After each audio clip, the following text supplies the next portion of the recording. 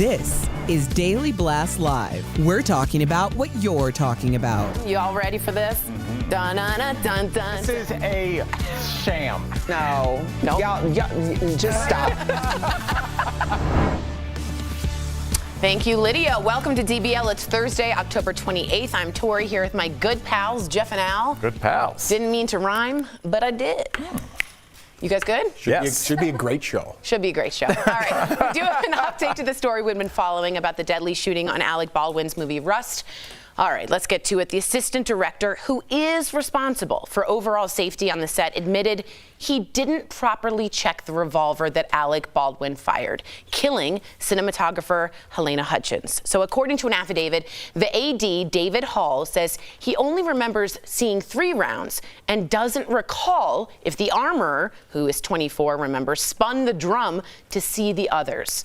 3 people handled the gun prior to the deadly shooting: the armorer, great picture, the assistant director, and Alec Baldwin. Now, the Santa Fe County Sheriff spoke with today's show, Savannah Guthrie, about the ongoing investigation. Take a look.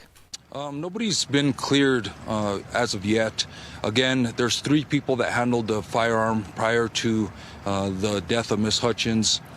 So those people will be interviewed, are the focus of the investigation. The armorer, Hannah Gutierrez-Reed, told your investigators, quote, "No live ammo is ever kept on set." Is that an accurate and truthful statement? No, obviously it isn't. That was a live round that struck and killed Miss Hutchins, so that is not an accurate statement as far as I'm concerned. What are your guys' thoughts? Well, I don't think it's breaking news that they didn't check the gun, Yeah. right? Obviously, someone didn't check the gun, and it went through a lot of other people.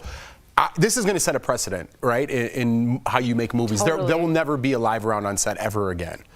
There is no purpose for it. I know. There is no purpose for it, right? So I don't know why live rounds are even on set, and this will set a precedent that'll change movie history moving forward. There will be no more live rounds, in my opinion. I don't think there ever should be. Absolutely. Yeah, What I do you think? completely agree. I mean, that nothing more needs to be said. This is going to set a precedent. It'll This be is the what Rust happens. precedent, you're right. Yeah, when you get so lax in your protocol that somebody ends up dead, then we have to reset, and things are going to be really tight, and everybody's going to be like, these new rules. But this is what happens when we let the rules get too lax. I just wish we would take this over to gun control for other people, but I understand it's a totally different subject. All right, there's been all sorts of commentary about Transportation Secretary Pete Buttigieg going on paternity leave. Now a Silicon Valley venture capitalist is weighing in on the ongoing debate, and his tweet has gone viral. He says, quote, "Great for fathers to spend time with their kids, but any man in an important position who takes 6 months of leave for a newborn is a loser. In the old days, men had babies and worked harder to provide their future. That's the correct masculine response," unquote. I'm going to leave it to the gentleman to answer that. All right, well, let's get into this. Who cares about this guy? Okay. Let's push that aside. This is the clickbait headline that gets you into the story. Good call, Which good call. doesn't need it. It doesn't need a clickbait headline because it's such a great conversation for today, right? Pete Buttigieg is gay. He has a husband. So now we're talking about 2 men. Men and women is interesting enough by itself, right? What do we do in this day and age? Where do I start here? So, Al, we're both parents. We're both fathers. Absolutely, yeah. When my wife had a baby, okay, luckily and unluckily, I didn't have a job for my first kid. My wife had a C-section. Her body, I don't know, not to get too graphic, they take your organs out, they put them back in. Not only was it ravaging on her body, she went through postpartum depression after that, okay? And if I wasn't there to help out with the baby or help out with her, who knows what would have happened. We were living in Los Angeles, didn't have family. Now, we moved to Denver. God blessed me with this job, right? We had a baby here. Again, what women go through, you need 6 months off. You need paternity leave. But a man needs to be there to help. 6 months in a big position, a government position, 6 months for a small business, there's 3 or 4 people and the man leaves for 6 months. I don't know about that. I had 4 days off. My job's not that important in the scheme of things, right? So how do we determine who gets that time off and who doesn't? I think it's a great conversation. Yeah, it is a great conversation. I do like that you talked about it's so simple, but we keep missing it, that having a small child that's new to the planet is difficult. And you need 2 adults, ideally, to be there. And the idea that it makes you less masculine for you to be there to, first of all, recognize that your wife was having a mental health episode in front of your face, which you might not have noticed if you were working constantly. able to then talk to people around you and get her the help she needed. Also, to be there to bond with your child.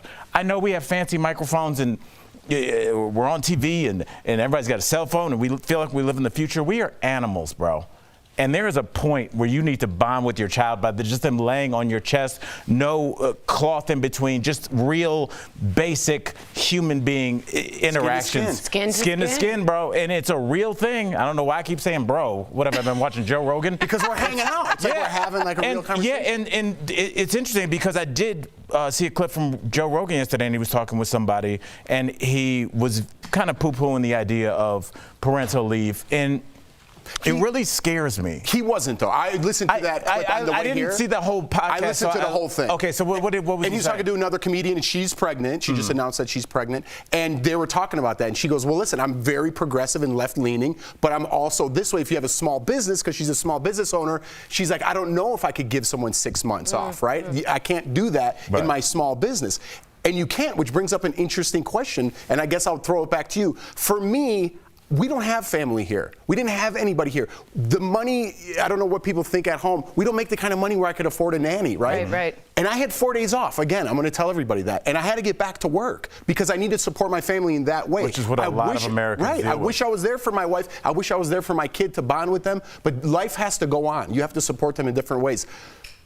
Now, Pete Buttigieg having an important part in this country is the Secretary of Transportation. And we have a big problem with that now, right? And that's the pushback that he's getting is because now presents aren't coming for Christmas. All these ports are blocked up. I don't know if that's his job. Yeah, and that's the thing that worries me. Is like general, setting that narrative. Right. That's more of a local issue. But like setting the narrative that like, oh, you see what happens when men take leave. Nobody has Christmas. It's a very juvenile. I know you're not saying take that out. But that's the narrative. Would you want the president to take 6 months off? It's not. The president has a different job. But if the president want your mayor to take 6 months off? I would. At where we are now with technology, I think we can do it because other countries have done it, Jeff. There's a lot of countries that give a ton of time for paternal and maternal leave. And last I checked, they're functioning. We're one of few that don't. Yeah, and it's like, how different would you be if you had gotten a couple more weeks to just bond? All right, we would have. I know we got to leave, Yeah. but to that guy's point, I guess I'm a loser because if they gave me 6 months, I'd take it. There you go. Yes. And this, by the way, this is the correct masculine response. This conversation.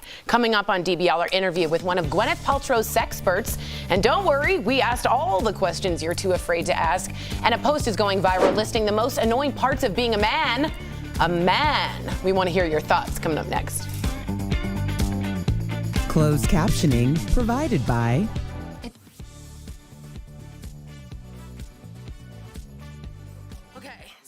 Usually I talk a lot, but I don't talk during that because that is so important for me to listen and learn. Pete Buttigieg, if you don't know, said anyone who knows who's a parent going home to take paternity leave is work. It's hard work, it's important work, it's blessed work, but it's work. But I also understand what Jeff was saying, that infrastructure right now is very important, especially during the holidays. But for some reason, New Zealand, every other civilized or developed country has figured it out how to do it. So what's odd is we're one of 6 that doesn't. We're losing our ranking. We're going down to 28th in terms of care and stuff like that in the world. So it's an interesting conversation. Let's see what you guys, I'd take 6 months leave. Men in Canada can take parental leave up to 3 months, says Daniel Page. My cousin had a C-section for all 4 kids. It's so hard. I had a C-section, says Yolanda. It's also like a traffic accident, like getting hit by a bus. So you can't just jump back. That is so absurd to think you can do that. And he's right to have said the graphic nature of it, because it is, and we don't talk about that. It's not like, shoot baby up, I have bluebirds. No, your body like went through a massive internal injury, and you have to deal with that, and you can't get up, and you have to have a partner. My dad, which is interesting, in the 90s, for his law firm, put in for adoption for gay and lesbian women, they could get both leave, and it was like kind of a big deal at the time. And sorry, my dress was stuck on the thing. And I think you know me, I think it should absolutely, bonding with your child and taking that time makes you a more productive worker in the end, a helpful and healthy worker in the end. But yeah, the U.S. doesn't believe in that, and I think a lot of the time U.S. is very puritanical about work. We think work is the best thing in the world, and Europe thinks life is more important. So you could see a different philosophy. But yeah, let me know what you guys think. My dress is not.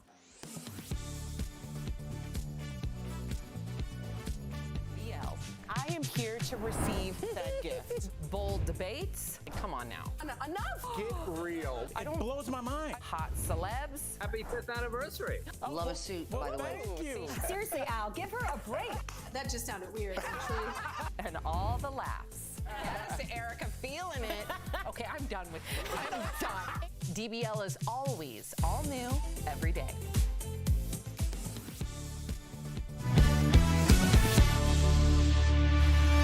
Welcome back to DBL. So what do you think is the most annoying thing about being a man? Well, I wouldn't know, but a number of Reddit users posted what they thought, and we've got a few of them, and I want to know what our gentlemen think. See what you guys think at home as well. Gentlemen. Yeah. Nice. That's nice of you. I'm trying to be good. I'm trying to be nice. All right, one person wrote in, I think the most annoying thing is the competitiveness of other males. Another wrote, most girls expect you to pay for everything all the time. Who wrote this? A 14-year-old from 1963? What? Next up, trying to shave those hairs on your Adam's apple without slicing your throat. This was legit. So far, I agree with this one the most. I have to do wait a minute, I gotta do my ankles in the dark without my contacts in. I don't know how you guys do that. Well, maybe turn a light on. That's your problem, it sounds like. That sounds like a lazy issue. It's not a lazy, I try and calm myself down in the morning. I keep cutting my sandwich and my fingers at the same time in the dark. We have a solution. Another wrote, you're expected to just deal with a lot of things that girls would get help with. Like what? I heard it off, but I don't get it. What? Like you should know how to change a tire. You should know how to put in a washing machine. And girls would usually, the stereotype is that women would need help with that. Oh, okay. So like did you put in your sauna? Jeff did, yeah. I'm not even going to give that a response till you properly say it. No, that's how you say it. Sauna? Yes, my girl's from Finland, and yes, that's a thing. But we're not in Finland. Yeah, but that's how they say it. Listen, if I was on a date and someone ordered guacamole and they were born in America, I'm gone. Yeah. I'm gone before the guacamole gets there. And you don't want to go hang out in the sauna. All No, right, I did not. Actually, I did assemble it myself. So did you it comes in pieces. Did you feel a need to because of necessity, because you're a man and you had to do it yourself? No, but I do find an appreciation in fixing things that I have. I just put a new thing in my toilet, like a new little flusher. Mm-hmm. Sense of accomplishment. Yeah. Right on, buddy. And I am the exact opposite. You hire. I'm like call a professional. Yeah, I don't want to do any of that. That's not my role. No. I don't know. That's not my wheelhouse. I don't know. There you go. And finally, being the person to go check out the noise that just happened in a creepy place.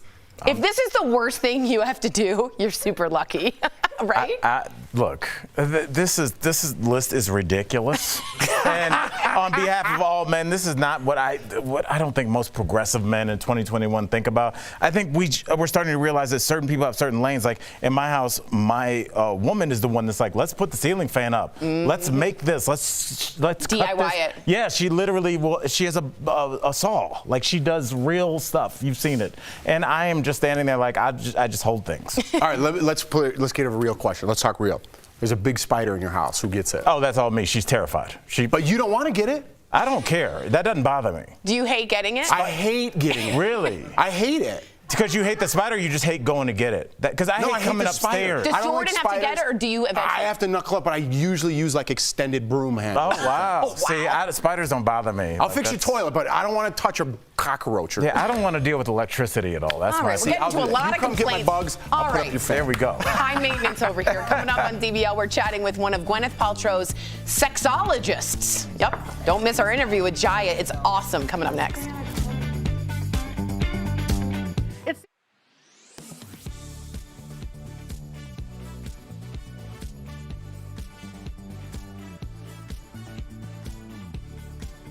Squid Game yet? I binged it a few weeks ago. The show follows a deeply indebted South Korean man who enters a competition with 450 other people in precarious financial situations for a chance to win a $38 million cash prize. The show has been praised for accurately reflecting the desperation felt by many South Koreans struggling financially amid the country's household debt crisis. Gross domestic product, or GDP, measures economic output by totaling the value of all goods and services produced in a country. According to a September 2021 report from the Bank of Korea, total household debt in South Korea is now 105% of the country's GDP. That means the country's private debt is larger than its economy. For comparison, the U.S. Federal Reserve says household debt in the U.S. is currently 78% of the country's GDP, although it did get as high as 99.8% at the peak of the Great Recession. This viral Twitter thread pointed to statistics claiming debt is the leading cause of suicide in South Korea. So let's verify. Are economic problems such as debt the leading cause of suicide in South Korea? Our sources are Statistics Korea, the Bank of Korea, the U.S. Federal Reserve, and the Organization for Economic Cooperation and Development, a group of 38 nations representing most of the world's largest economies. According to OECD data, South Korea has the highest suicide rate of countries within the organization, at 24.6 suicides per 100,000 people. South Korean government data from 2019 shows suicide was the 5th highest cause of death in the country. The data also revealed economic hardships like household debt as the #1 reason people in South Korea contemplate suicide. So we can verify, yes, economic problems such as debt are the leading cause of suicide in South Korea. With your Verify, I'm Adiante Till.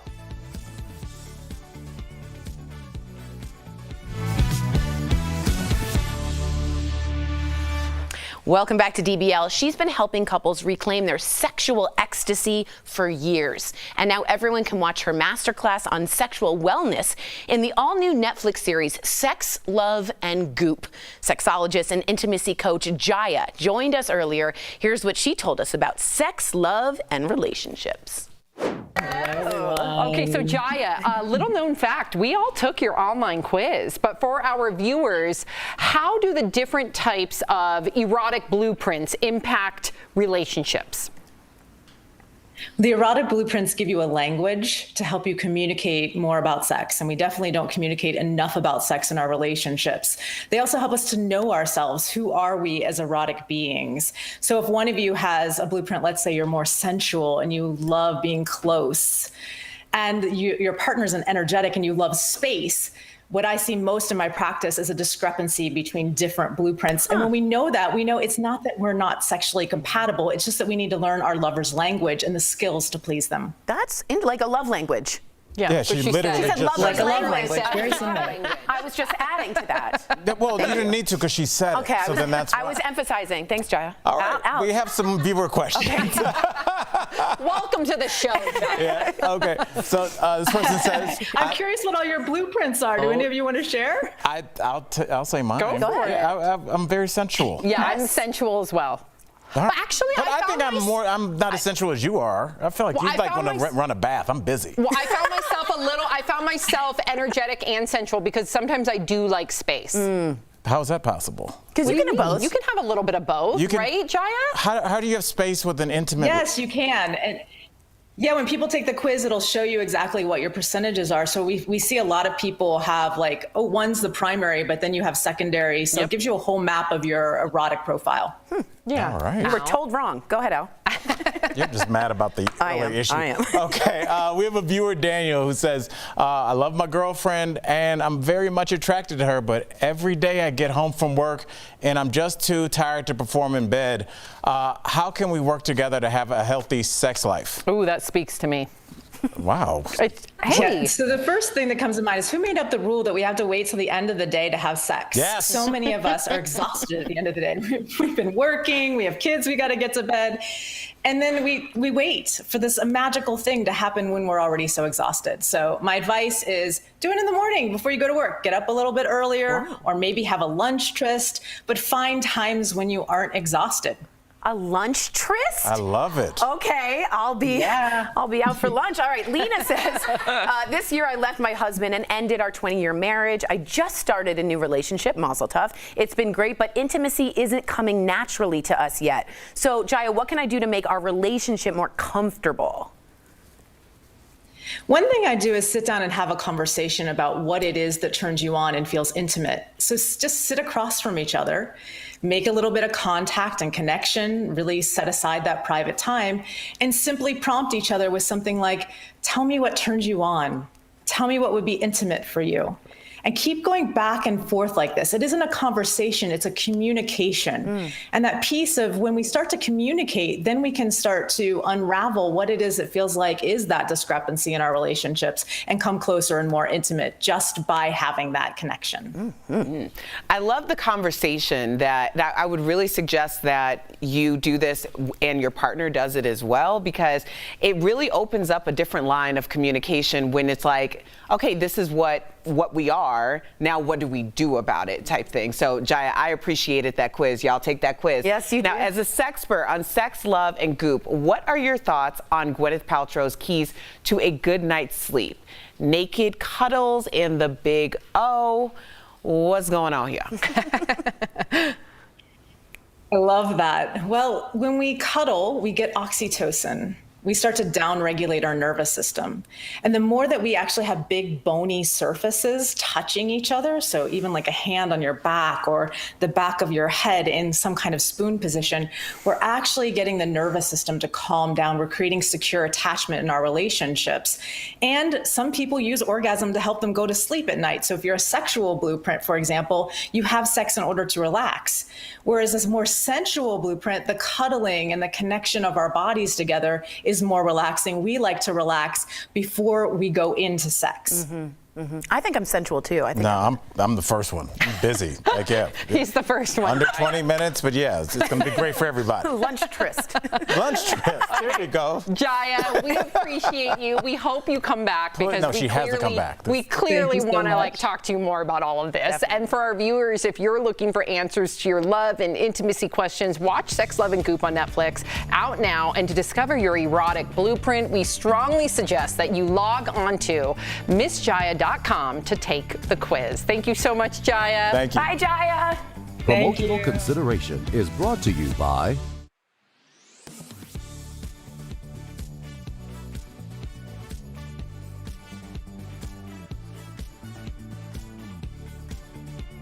That sound means it's time to verify. It's the home stretch to Halloween, and all the overpriced candy is flying off shelves. You and your little goblins aren't the only ones excitedly licking your lips.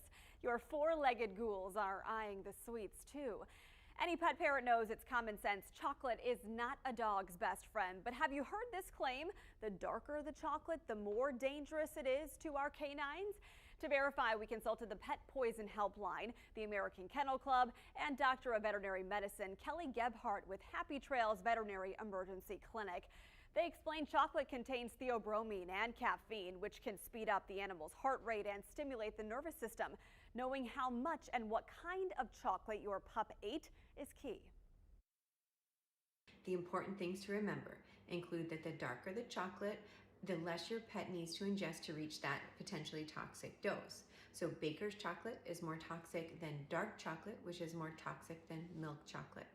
For instance, a 50-pound dog would only need to eat 1 ounce of Baker's chocolate to reach a potentially toxic dose, but would need to eat 8 ounces or half a pound of milk chocolate to reach those same toxic symptoms. Those symptoms are vomiting, diarrhea, hyperexcitability, elevated heart rate, seizures, and increased thirst.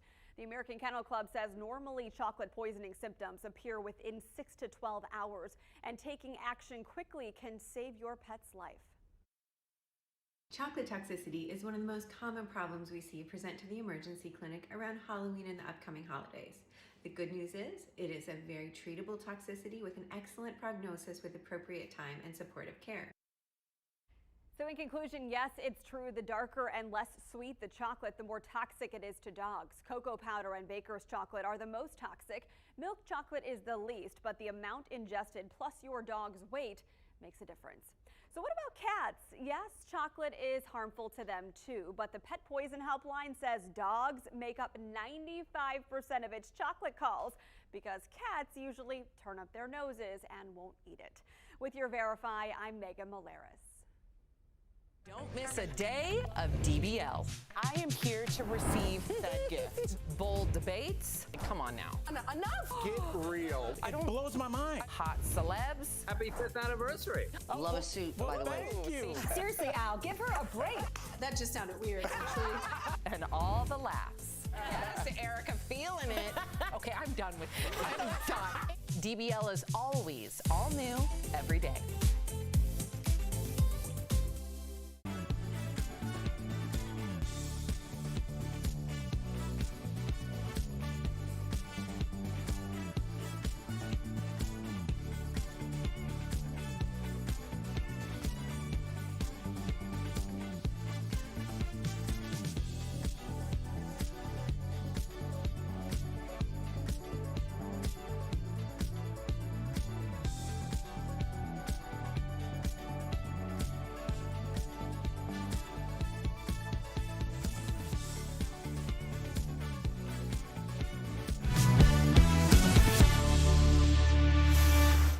Welcome back to DBL. If you're anything like me, you're probably starting your holiday shopping right about now. If so, you're not going to want to miss the awesome products that Steph showed me earlier, all discounted for you from our friends at Morning Save. Check it out.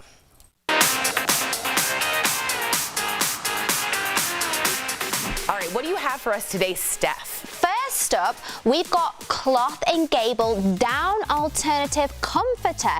So you will get one comforter and it's available in king, queen or full, and the best bit, Tori, is 100% hypoallergenic. Ooh, I like that. So it's ideal for anyone that's got sensitive skin and allergies. So normally these are around $120, but now it's only $29 for the twin, $39 for the king or queen, which means you'll be saving 76%. Oh my gosh. We've got the Savvy C blue diamond pendant or earring set. We love bringing you great, unique products. So we asked our friends at Savvy C to design these just for you, our Morning Save customers. Look at that. This is the perfect holiday gift. Yes. Normally it's $399. Now it's only $39.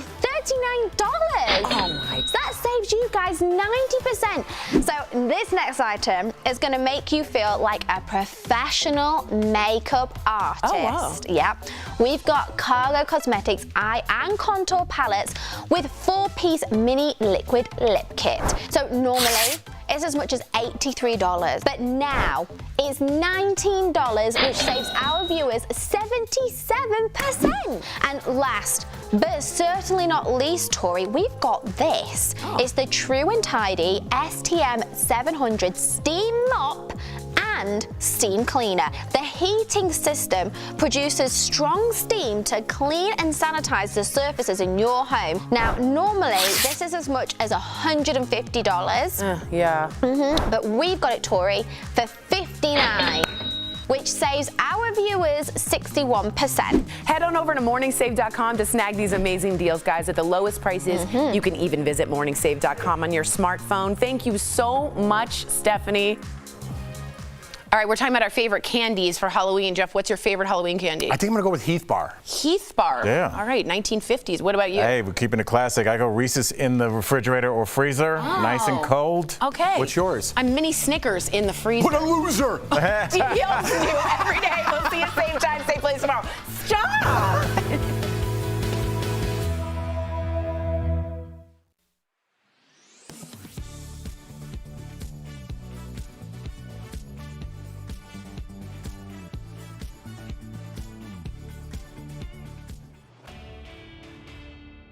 Boosters are now available for millions of people. Plus, it's flu season, so you might be thinking of killing 2 birds with 1 stone and getting the shots at the same time. So let's verify. Can you get the flu shot at the same time as the COVID vaccine or COVID booster? Our sources are the Centers for Disease Control and Prevention, Dr. William Schaffner from Vanderbilt University, and Dr. Amish Adalja from Johns Hopkins University. They all say you don't have to wait, and it's not just for the flu shot. The COVID vaccine or booster can be administered with any of the vaccines that adults are eligible for. And that includes the shingles vaccine, Tdap, pneumococcal, that's the pneumonia vaccine, or flu vaccine. There are no safety concerns about getting these vaccines simultaneously, and there's no efficacy concerns. It's actually more convenient to get them both at the same time if you're missing one at this time. The CDC agrees and says, while there's not a whole lot of data on this, quote, experience with giving other vaccines together has shown the way our bodies develop protection and possible side effects are generally similar, whether vaccines are given alone or with other vaccines. They say if you have any concerns, though, of course, go talk to your doctor. So we can verify that, yes, you can get a flu shot and either a COVID vaccine or a booster at the same time. With your Verify, I'm Evan Kozlov.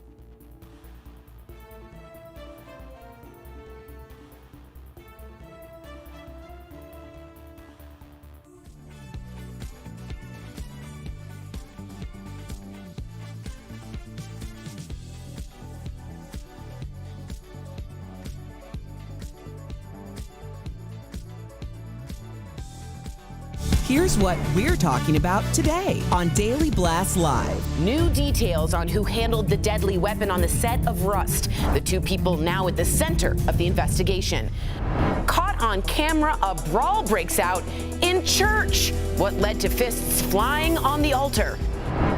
Plus, joining us live, actress Jenna Elfman and magician Matt Franco. Oh my gosh. Are you insane? This is a sham. No. Y'all, just stop. Finally here. Drum roll. Welcome to DBL. It is Thursday, October 28th. I'm Sam here with Al, Jeff, and Tori. We do have an update for you regarding the story that we've been following about the deadly shooting on Alec Baldwin's movie Rust. So the assistant director, who is responsible for overall safety on set, admitted he didn't properly check the revolver that Alec Baldwin fired, killing cinematographer Helena Hutchins. According to an affidavit, the AD David Hall said he only remembers seeing 3 rounds and doesn't recall if the armorer spun the drum to see the others. 3 people handled the gun prior to the deadly shooting: the armorer, the assistant director, and then, of course, Alec Baldwin. The Santa Fe County Sheriff spoke with Today's Show's Savannah Guthrie about the ongoing investigation. Take a listen to what he had to say. Nobody's been cleared as of yet. Again, there's 3 people that handled the firearm prior to the death of Miss Hutchins. Those people will be interviewed, are the focus of the investigation. The armorer, Hannah Gutierrez Reed, told your investigators, quote, no live ammo is ever kept on set. Is that an accurate and truthful statement? No, obviously it isn't. That was a live round that struck and killed Miss Hutchins, so that is not an accurate statement as far as I'm concerned. A lot of discrepancies, Tori. Yeah, and when you start to build a case and you have all these circumstances, that builds and builds into what I think, and I've said from the very beginning, it's going to go from civil, which is just money. If it was just a mistake, that's different. This is egregious, gross negligence on many people's parts. I see criminal proceedings happening. All right, well, we will continue to follow that story. All right, you guys also have an opinion on this next story. There's been all sorts of commentary about Transportation Secretary Pete Buttigieg going on paternity leave. Well, now a Silicon Valley venture capitalist is weighing in on the ongoing debate. So this is his tweet that has gone viral. It says, any man in an important position who takes 6 months of leave for a newborn is a loser. In the old days, men had babies and worked harder to provide for their future. That's the correct masculine response. Wow. Okay, Al. So you have 3 kids. What did you make when you? What did you think when you read that? I haven't thought anything for all these years because I was waiting for the correct masculine response. Thank the Lord, this guy's here to tell me how to be masculine. You know, I shared with you yesterday during the commercial break. I was talking about this weekend. I was home with the boys, and you know, my oldest son was in the mall. Like, he's at the age where he can walk around the mall by himself, and my youngest son, who is on the spectrum, was nonverbal, was singing a song about tacos in the back, and I was crying in the rental car, which would be the next name of my next comedy album. Yeah, but you know, it was a moment in time where I never felt more like a dad and more like a man. The idea that it just seems so outdated, Jeff, to leave your baby and your spouse alone to go make money. I think being there means something, and it will mean something over the course of time. Things are bigger than money. I think this is one of them. I agree with you, but I think I want to ask, Tori, because you're into politics, the transportation secretary, should they, being a man, take off 6 months? And Sam, you own a small business. If you have 4 people working for you and it was the holidays and it's your busy season and I'm going to take 6 months off, would you let that person out of 4 take 6 months off? I think it's different with, and then Tori, please chime in. No, of course. I think every situation has to be different, right? First of all, you look at our country, right? Every other country has mandated family leave, paternity and maternity. We have 0 in this country for maternity and paternity. Of course, every country tries to pick up the pieces and they try and implement maternity leave. Not country. Company. Far more than any dad, which is unfortunate, and that's a double standard, and we need to get better at that. But I would love, as a company, for instance, I can't speak about our candle company because none of our employees have gone through pregnancy, but with our babysitter, we gave her and paid for her maternity leave. Wow. That's awesome. So we did not have to do that because it's not mandated, but that's the right thing to do, just like our company here does the right thing for us mothers when we take off time. So I think you got to use discernment. I think it's shameful, especially with Pete Buttigieg, when it's a gay couple. So it's what if one's the breadwinner? What if one's supposed to stay home? What if you just want to bond with your child?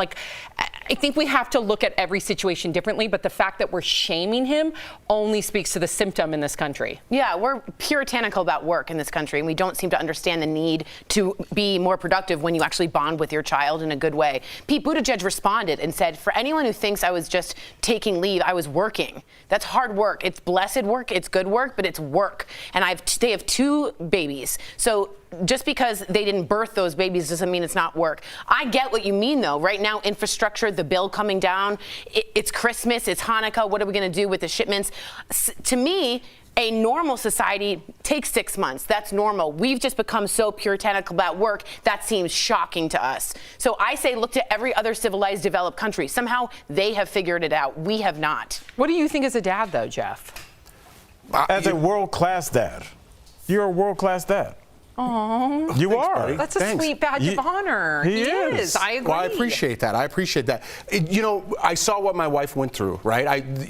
Full disclosure, everyone knows my wife had a C-section the first time, and not only was it devastating to her body, it was devastating to her mind, right? And luckily at that time, I didn't have a job, luckily and unluckily, that I was there to help raise our first son because she wasn't in the right state of mind. Our second son, right?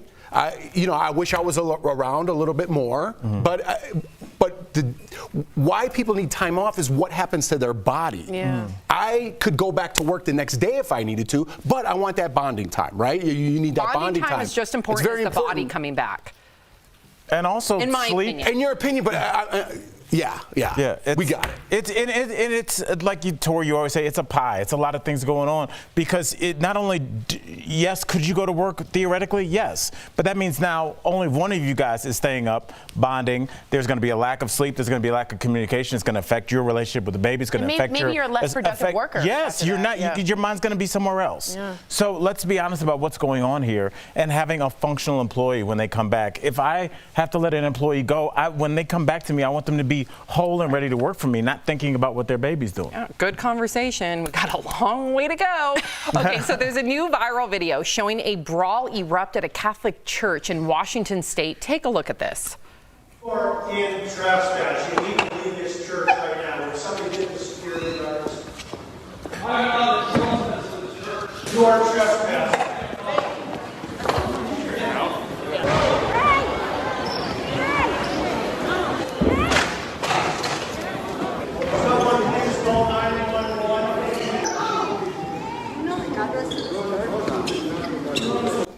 So it turns out that this has nothing to do with masks, as many had originally thought. According to reports, this man was allegedly engaging in abusive and threatening behavior and was not welcome at that church. Yeah, this man had a restraining order against him and was breaking the law. Why was he there? And violating it because he's a trespasser and he was a criminal and he's violating the law. Is trespass enough? No. He had a restrictive order for safety from abuse. Yeah. He was not allowed in that space. And when you do that, I think the priest or pastor, I'm so sorry if I'm saying it wrong, did the right thing by saying we need to close this down immediately. Again, I just want to give context. This was not about a mask. This was, to me, a lot more serious. It's really hard to see it in a church and a place of worship. I see that. But I think they did the right thing, to be honest.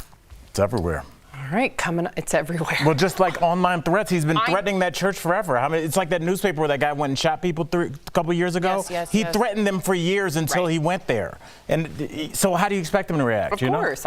Yeah. Coming up on DBL, Jada Pinkett Smith gets candid about her sex life with Will, and it isn't all rainbows and butterflies as you may think. Her advice to bring the spark back to the bedroom. But first, a viral post is listing all the ways being a man can be frustrating. We gotta hear your thoughts on this coming up next. Closed captioning provided by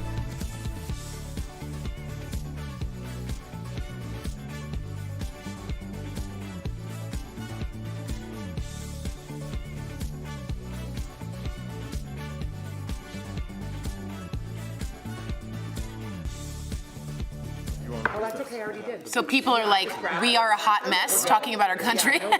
And a lot of people saying a church brawl, that's really scary. It's really scary to see anything violent in a place of worship. I totally understand that. I've asked you before, Tori, to explain like death threats and everything.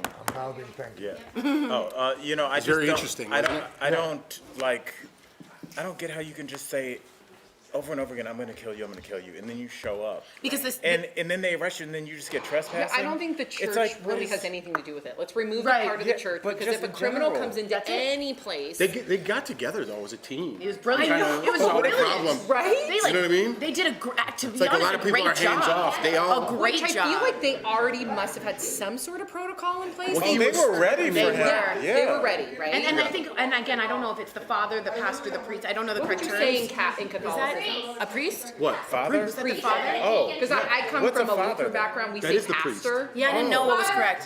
Father and sister.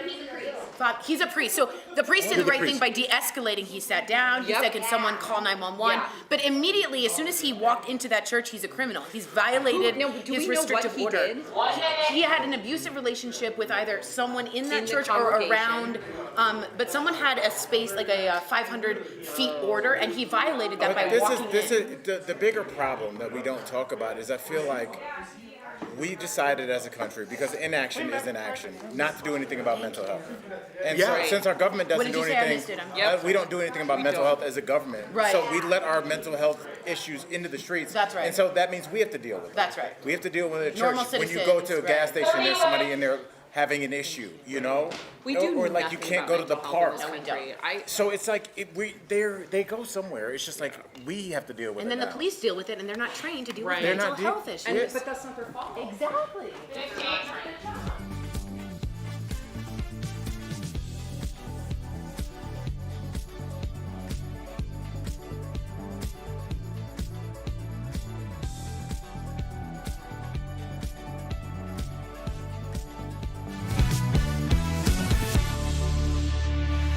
Welcome back to DBL. What do you think is the most annoying thing about being a man? Well, I wouldn't know, but a number of Reddit users posted what they thought, and we've got a few of them.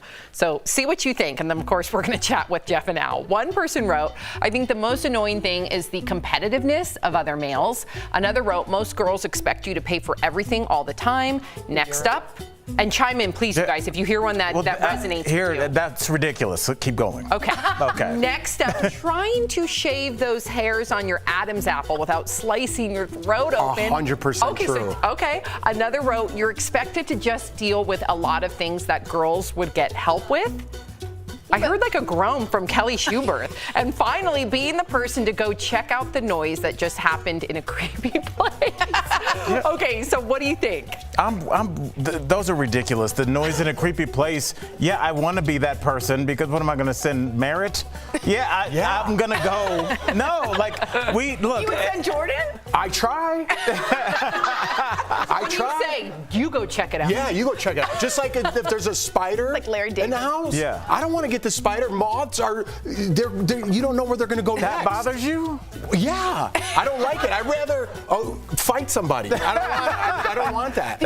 What did anything in there did you gravitate towards, and what's missing on that list, in your opinion? The neck thing, I feel like I have a scab my whole life right here. Because you do it and you're like, I'm not going to do it today, Nick. And it's just like every time. Yeah, the ankle's hard missing? too. It's for women. The ankle's Oh yeah, hard. I have a bloody ankle and a knee. I got a bad knee. Yeah. Sorry. What was missing on that list, according to both of you? Missing? Yeah. I What's thought the worst thing about being a man? the most annoying. I think maybe just like the fake expectations that we're not supposed to be emotional. We talked about crying yesterday. I feel like crying is so important. Get it out. Men have to save it for like when your team wins the Super Bowl. Cry a lot, fellas. It helps. Crying gets the sad out. That's a long adage from Free to Be I feel like that's written on your bathroom mirror. Jeff, what's the one thing in there that you think should have been on there that's most annoying being a man? Supporting comments like that. It's like we were all on board. She's right, honey. I think it's time to leave. Let's Perfectly good saying. Crying gets the sad out. It's like very. But what if it gets the happy out? Why has it got to be negative? It just means don't bottle it up. Release. Yeah. Release. You have to be clever. You're like feet make you dance. Coming up on DBL, actress Jenna Elfman joins us live. Do not go anywhere because there she is. We're going to be back in 2 minutes. It seems like.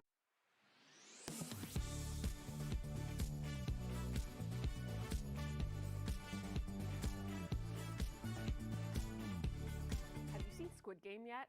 I binged it a few weeks ago. The show follows a deeply indebted South Korean man who enters a competition with 450 other people in precarious financial situations for a chance to win a $38 million cash prize. The show has been praised for accurately reflecting the desperation felt by many South Koreans struggling financially amid the country's household debt crisis. Gross domestic product, or GDP, measures economic output by totaling the value of all goods and services produced in a country. According to a September 2021 report from the Bank of Korea, total household debt in South Korea is now 105% of the country's GDP. That means the country's private debt is larger than its economy. For comparison, the U.S. Federal Reserve says household debt in the U.S. is currently 78% of the country's GDP, although it did get as high as 99.8% at the peak of the Great Recession. This viral Twitter thread pointed to statistics claiming debt is the leading cause of suicide in South Korea. So let's verify. Are economic problems such as debt the leading cause of suicide in South Korea? Our sources are Statistics Korea, the Bank of Korea, the U.S. Federal Reserve, and the Organization for Economic Cooperation and Development, a group of 38 nations representing most of the world's largest economies. According to OECD data, South Korea has the highest suicide rate of countries within the organization, at 24.6 suicides per 100,000 people. South Korean government data from 2019 shows suicide was the 5th highest cause of death in the country. The data also revealed economic hardships like household debt as the #1 reason people in South Korea contemplate suicide.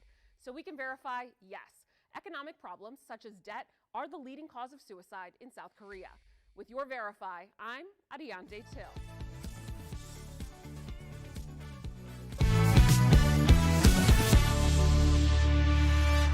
You know, they have pie in San Francisco.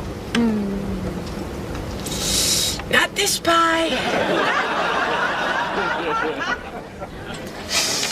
You're right. It's the best pie I've ever had in my life. How did you find this place? Oh, my family lived in Reno for a couple years till my dad fixed the van. All right, so yin and yang is probably the best way to describe the relationship between Dharma and Greg, but the same could be said for how Jenna Elfman's latest hit, Fear the Walking Dead, is nothing like the classic sitcom that made her a household name. Jenna Elfman joins us live. Yay! Okay, so Jenna, I have to tell you, first of all, our viewers might not even know this, but one of your first gigs was in a Depeche Mode music video, Halo.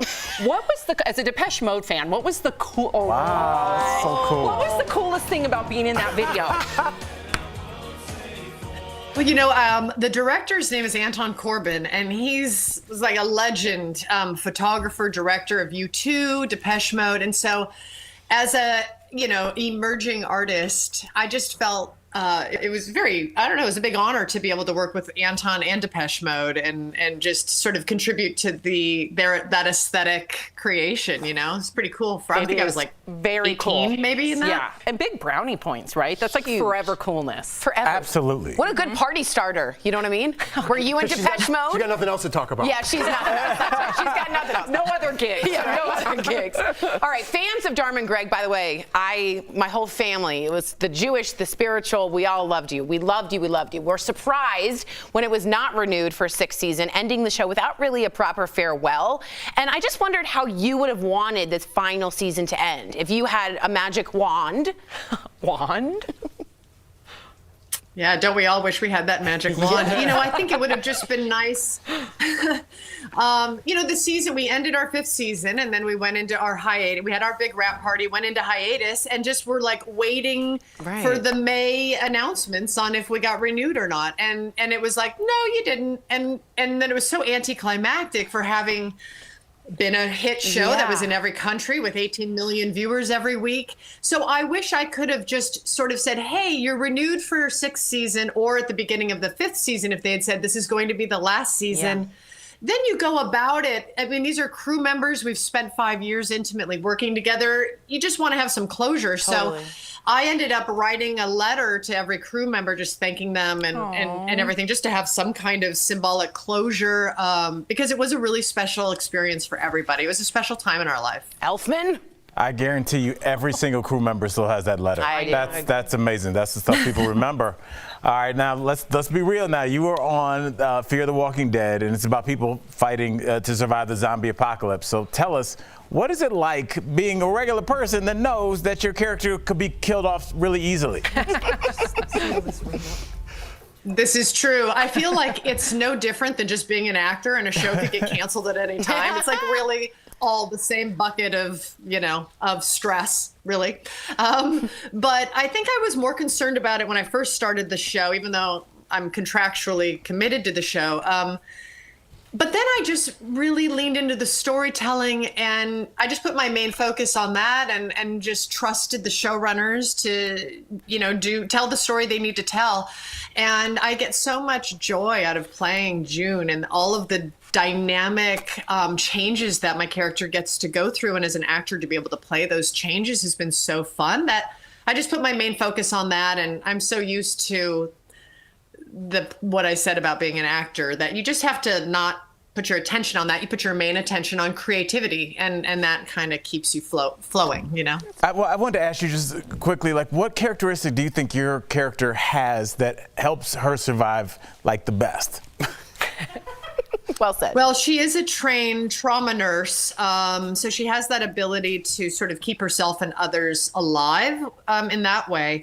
But I also think she has, not to call back to Dharma, but she does have kind of good luck and good karma, because she's well-intended and has a lot of empathy and care for others. And her North Star always has been helping. And when she can't offer help or be of service, I think that's when she starts to go into her traumas and all of the things she's been through. And when she can find an avenue of applying her skills to others to help, she feels oriented. So I think that that's probably a big quality that keeps her going. Yeah, I love June. She's a great character, and you bring so much life to her. So thank you so much, Jenna. DBL Nation, you can see Jenna in new episodes of Fear the Walking Dead Sunday nights on AMC. Thank you so much, Jenna. Thanks, Jenna. You were amazing. Thank you. Thanks, guys. We'll be right back. Promotional consideration is brought to you by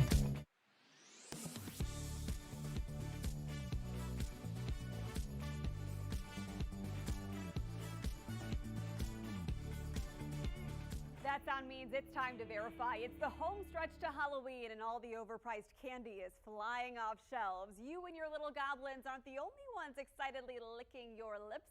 Your four-legged ghouls are eyeing the sweets too.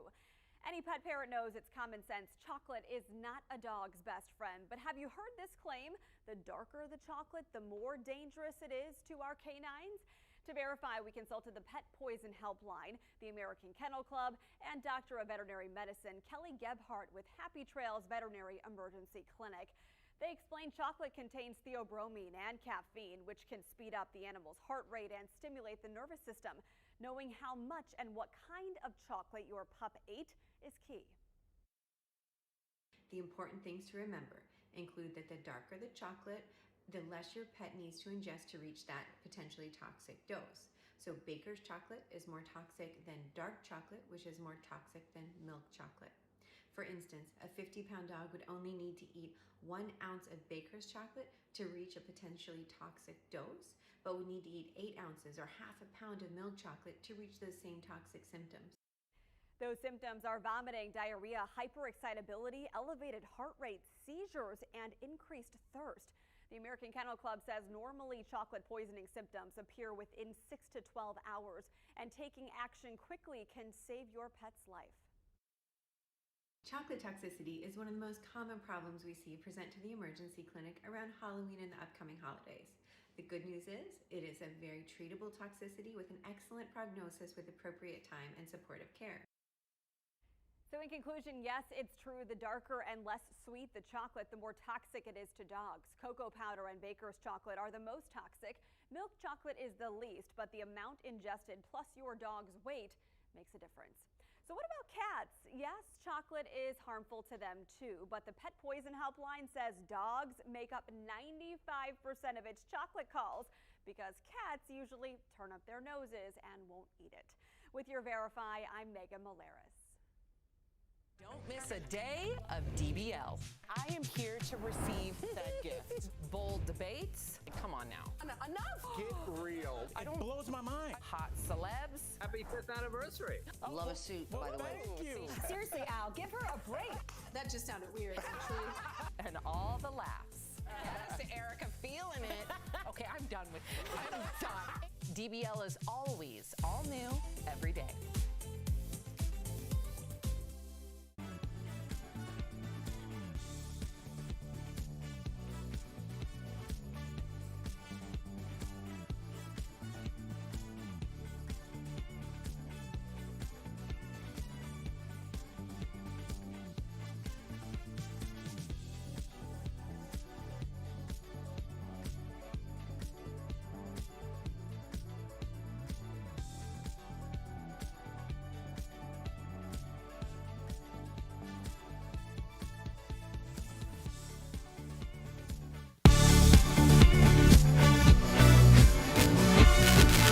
Tomorrow on DBL, we're going all in for Halloween.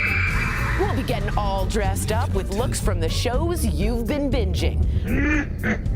No, thank you. Thank you for having us.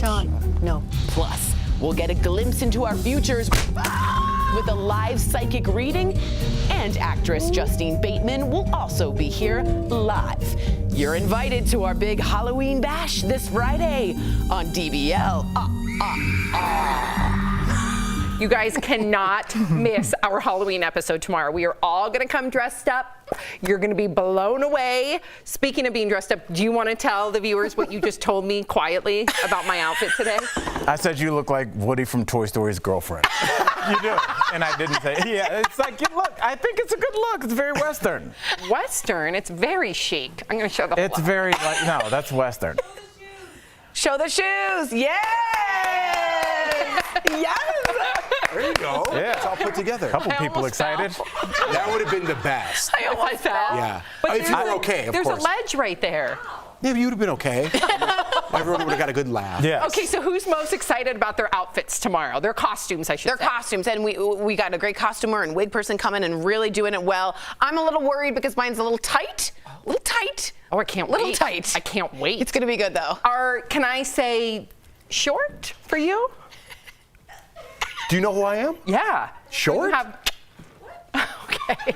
You're leaving. Tune in tomorrow. I don't even know what you're tuning in for. If you're leaving us, you can watch the second half of the show online. Watch on YouTube, dailyblesslive.com, or our DBL mobile app. But if you're sticking around, here's what's coming up. Jada Pinkett Smith opens up about her sex life with Will, and things get real. Why she says you have to get uncomfortable to get healthy.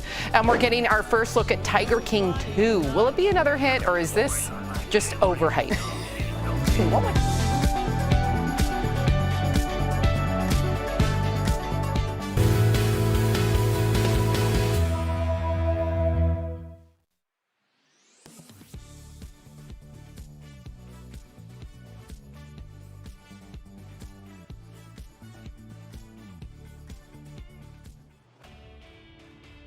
COVID boosters are now available for millions of people. Plus, it's flu season, so you might be thinking of killing two birds with one stone and getting the shots at the same time. So let's verify. Can you get the flu shot at the same time as the COVID vaccine or COVID booster? Our sources are the Centers for Disease Control and Prevention, Dr. William Schaffner from Vanderbilt University, and Dr. Amish Adalja from Johns Hopkins University. They all say you don't have to wait, and it's not just for the flu shot. The COVID vaccine or booster can be administered with any of the vaccines that adults are eligible for. And that includes the shingles vaccine, Tdap, pneumococcal, that's the pneumonia vaccine, or flu vaccine. There are no safety concerns about getting these vaccines simultaneously, and there's no efficacy concerns. It's actually more convenient to get them both at the same time if you're missing one at this time. The CDC agrees and says while there's not a whole lot of data on this, quote, experience with giving other vaccines together has shown the way our bodies develop protection and possible side effects are generally similar, whether vaccines are given alone or with other vaccines. They say if you have any concerns though, of course, go talk to your doctor. So we can verify that yes, you can get a flu shot and either a COVID vaccine or a booster at the same time. With your Verify, I'm Evan Kozlov.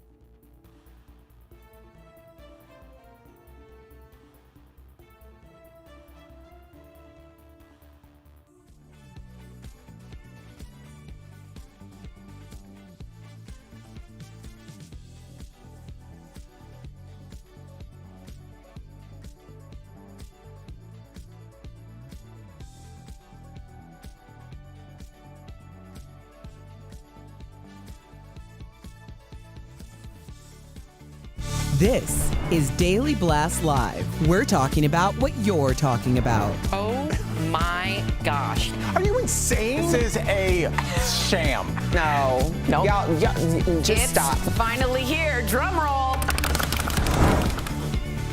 Welcome to DBL. I'm Sam here with Al, Jeff, and Tori. So Jada Pinkett Smith is getting real about her sex life with Will. On a recent episode of Red Table Talk, Jada sat down with Gwyneth Paltrow, Tori's fave, and confessed that after 26 years of marriage, she still struggles to let Will know exactly what she wants in the bedroom. Take a look.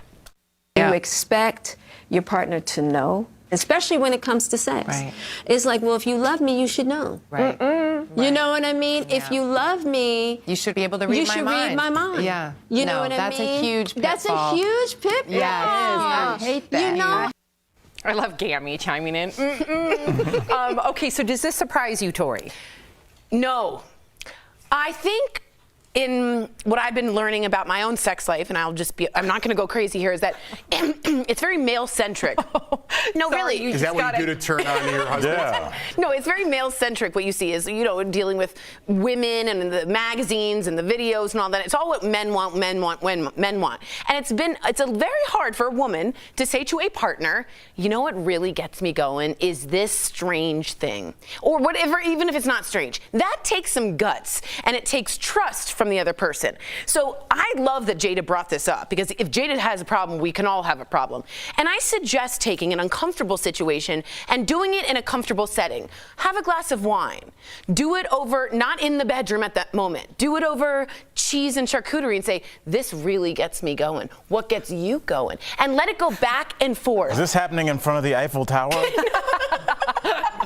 I'm simply saying, what would you say, take it Jeff? out of that situation. Jeff, and let's make say it you comfortable. were, thank you, Tori. Thank you. Let's say you were enjoying a charcuterie board. And cheese is part of the charcuterie. Yes, so. you can just say charcuterie board. Let's say you're enjoying a charcuterie That was the board. biggest point I took out of that whole thing. And your wife says to you, this brings up this conversation. Do you think, how would you? Okay. Yeah, let me put it like this. So I think you should be comfortable, like Tori says. And I think Jada, not to blame here, but shares a little of the blame. After 26 years, you should be comfortable enough to say what turns you on or what, if it's not working out. She should be comfortable enough. And might I say, I'm a fan of like the shaved head. She looks great. Me too. I kind of like it. I kind of like it. I don't know if that's been said, but just want to point I was it out. thinking that. Very so I'm glad you sexy. said I like it. Yes. that. But if you get too weird, you risk the relationship. If I say something really that's out in left field and now we're dating for 20 years and I'm like, listen, I like to dress in a bear costume and people have those conversations, weird. and it's you know what? Whatever it is, whatever what I mean? it is, It's okay. But no, because then next time you get in a fight and be like, oh, Jeff with his bear costume. Yeah. Like you're gonna picture me. Well, that's what people are scared of. Vulnerable. That's what position. that's a legitimate fear. That's what people are scared of. I don't think a lot of people have admitted to themselves what they like. Much less that you might type it into a search engine. Yeah. But you probably have not said those words out loud, especially to your partner, somebody that you're raising kids with, you might have a business with, or you go through life with, and you don't want them to look at you any differently because of this thing that you're into. But honestly, I think it's weirder that we don't have the conversation and we just default to kind of everybody just gets roses and because chocolates. We're puritanical but no country. one, I don't want either of those Sex things. is a no-no in America, which is absolutely ridiculous. Communicate. Use your mouth and talk about it. But you're just saying that you're just learning to do that, and you're the most communicative person I know. That's very true. And so what chance do the rest of us have? And Jada's saying the same thing. She's very sex positive, and she's having trouble. I'm just saying it's not always what you think of in terms of, it can be a conversation. It doesn't have to be, I want to be a bear costume. It'd be like, hey, have you ever thought about this? Yes. Have you ever been in costume? Right. Do you like bears? Maybe work your way into the bear costume. First start with just, do you enjoy bears? Yes. By the way, I'm going to be a bear First, tomorrow. lay backwards on the bed. No, but shimmy them up. If you get too weird, you run the risk of hurting that fair. relationship. That's fair. Right? That's if your fair. husband came to you like with something totally crazy. But you should know your partner, and if they're not really flexible, then that's probably not a good match for you. But you might be 19 years in. But define weird. Deviancy is going to be different in every different relationship. What's deviant to me is going to be different to you. So I think. But it's deeper than that, Sam, because I would argue a lot of people would think that things are deviant, but they're into it watching other people do that, but they might not want their spouse to do that. because they'd look at them differently. It's layered. It's really layered. It is really What if someone's like, very what weird. if someone's like, my wife's like, I want to have sex with the neighbors? That's a problem. That's it. No, you know what? That's a conversation. Here's what I've learned because I listen to a lot of podcasts about sex and stuff. They say it's not a problem. It's just that you have to have the conversation of like, do you want to have sex with the neighbors also? No, I don't. Well, what can we work out? Well, maybe we have an open-ended How about we relationship. dress up like the neighbors? That's one option that you can easily Pete's cross mowing off. his lawn, I know what my wife's thinking about. Yeah, it's a problem. It's a problem, yeah. Okay. It's a conversation. Are we going to let Sam's suggestion just dress up like the neighbors? That's going to ride? That's terrible. I'm sorry. That's, to me, sounds like a nice compromise. At least you're talking about it. If you want to scare your neighbors into moving. Your husband says he wants to have sex with the neighbors. You're like, your answer is I'm going to dress up like the neighbor? First of all, I know my husband's not going to come to me and say. No, you don't. Well, first of all, every relationship, like I said earlier, is going to define what they think is deviant. So to somebody else, that might be an aphrodisiac. Oh, yeah, let's fantasize being Pete and Tony. You're fantasizing about being a couple in the suburbs. Okay, I'm done. We don't have enough time. We got to go to the next story. Oh, we got Especially after that hot fantasy. Errands and then mowing the lawn. Bed Bath and Beyond. Don't know if there'll be enough time. You can do it in your minivan. There's never enough time. All right, we're getting a first look at the sequel to the Netflix hit show Tiger King. Tiger King 2 goes into the aftermath of the sale of Joe Exotic's zoo to Jeff Lewis. Like Bravo's Jeff Lewis? No. Oh, watch. We have more money than God right now. So nobody loves me. Jefferson and Lauren are like two rabid dogs in a goldfish bowl. Lady peaceful. What happened to Don Lewis? Carol knows something. He was dealing with some shady characters down in Costa Rica. Don liked to play with dangerous stuff. We also see Joe speaking from prison, where he is spending 22 years for a botched murder-for-hire plot to kill Carol Baskin. Are you guys going to watch this? No. I'm a pop culture lover, and I just think this is done. So you're not going to watch it? No, Tiger King was a great moment and a great moment in time. We were all home. We all got to talk about the same thing. I'm not into this, and I also really feel bad for the cats. Me too. Like, no I couldn't one's watch talking about it. I couldn't watch it. Nobody cared about the Nobody, cats. and it's like, I don't know. I'm just like, I'm not into it. But enjoy. Jeff, are you going to watch it? I can't stop thinking about my neighbors now. Yeah. How would you dress up like them? I'm going to feel weird just seeing them when I get home. Like, you're the one that brought it up. I know, but now I hate You brought it up. No, he brought it up. I didn't bring it up. They just You said out of fantasized time. about it, though. I do not. don't. Stop it right now. Coming up on DBL, magician Matt Franco joins us live. Yay. I'm for Matt. He's got a trick for us. There he is. Yeah, Yes, Matt. Don't go away. Closed captioning provided by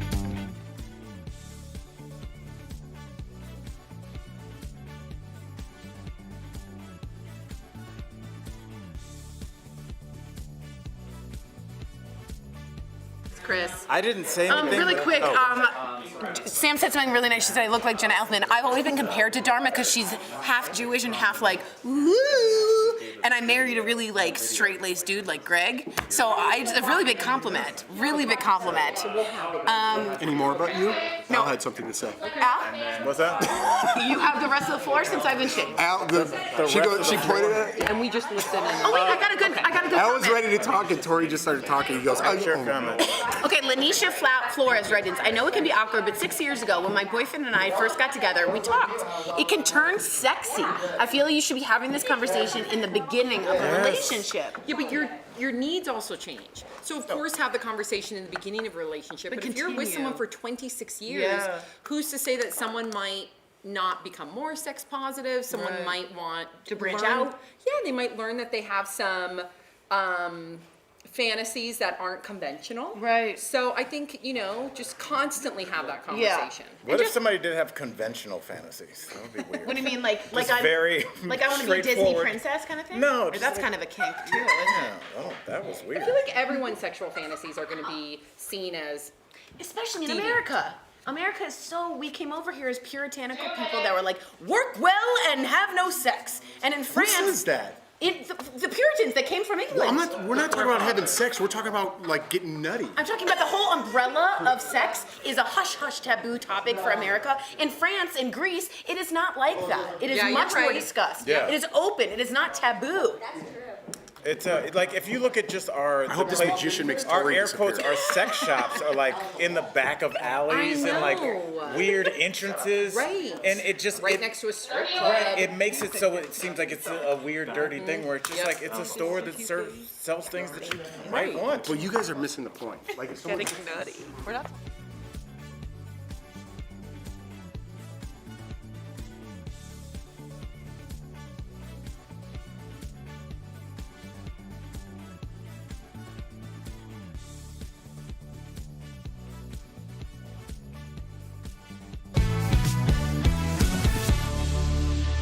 Cover that glass. That glass, of course, becomes a bottle. That bottle then becomes, of course, the full glass.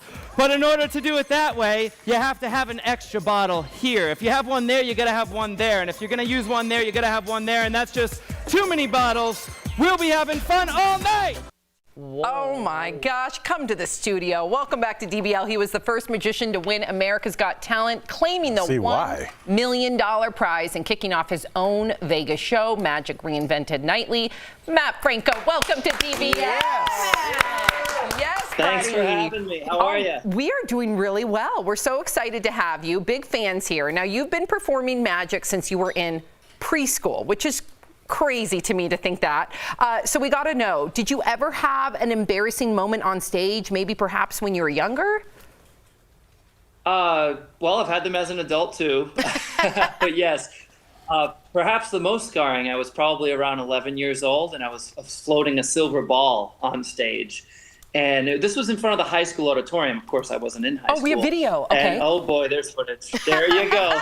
And you'll see the ball just cracks in half and hits the stage. Here it comes.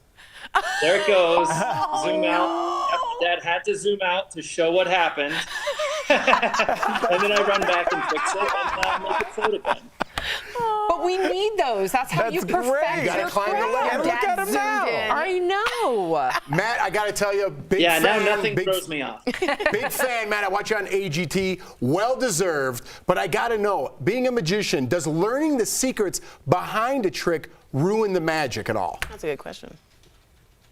I actually think it makes it better, right? So at first, when you learn the secret to a trick, it could seem like, oh, that's it. But then when you start to think about, well, why does that fool my brain? Even after you know how it's done and you watch it again and it's still, your brain still is sort of fooled by it, that to me is fascinating. So I like getting even deeper into the psychology of how things work. But there are always two types of people watching magic, those that just enjoy it and those that I can see get ticked off. And they're like this.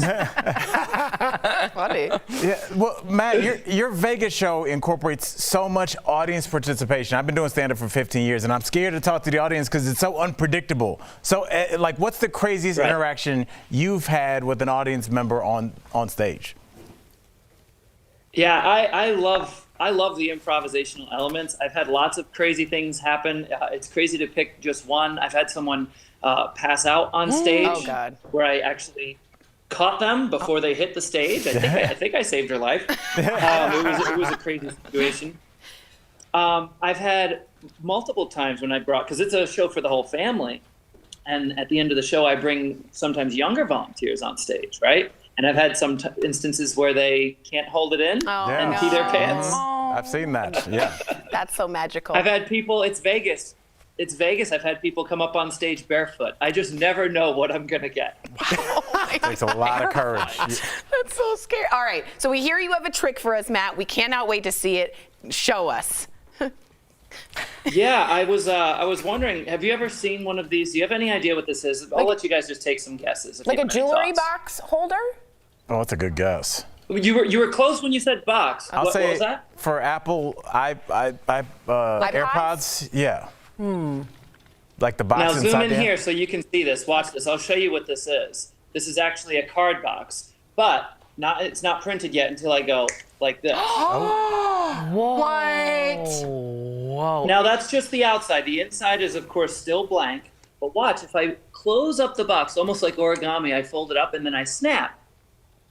There's not cards in there. The cards actually appear Stop it. inside Are you serious? of the box. I will not stop it. This is my job.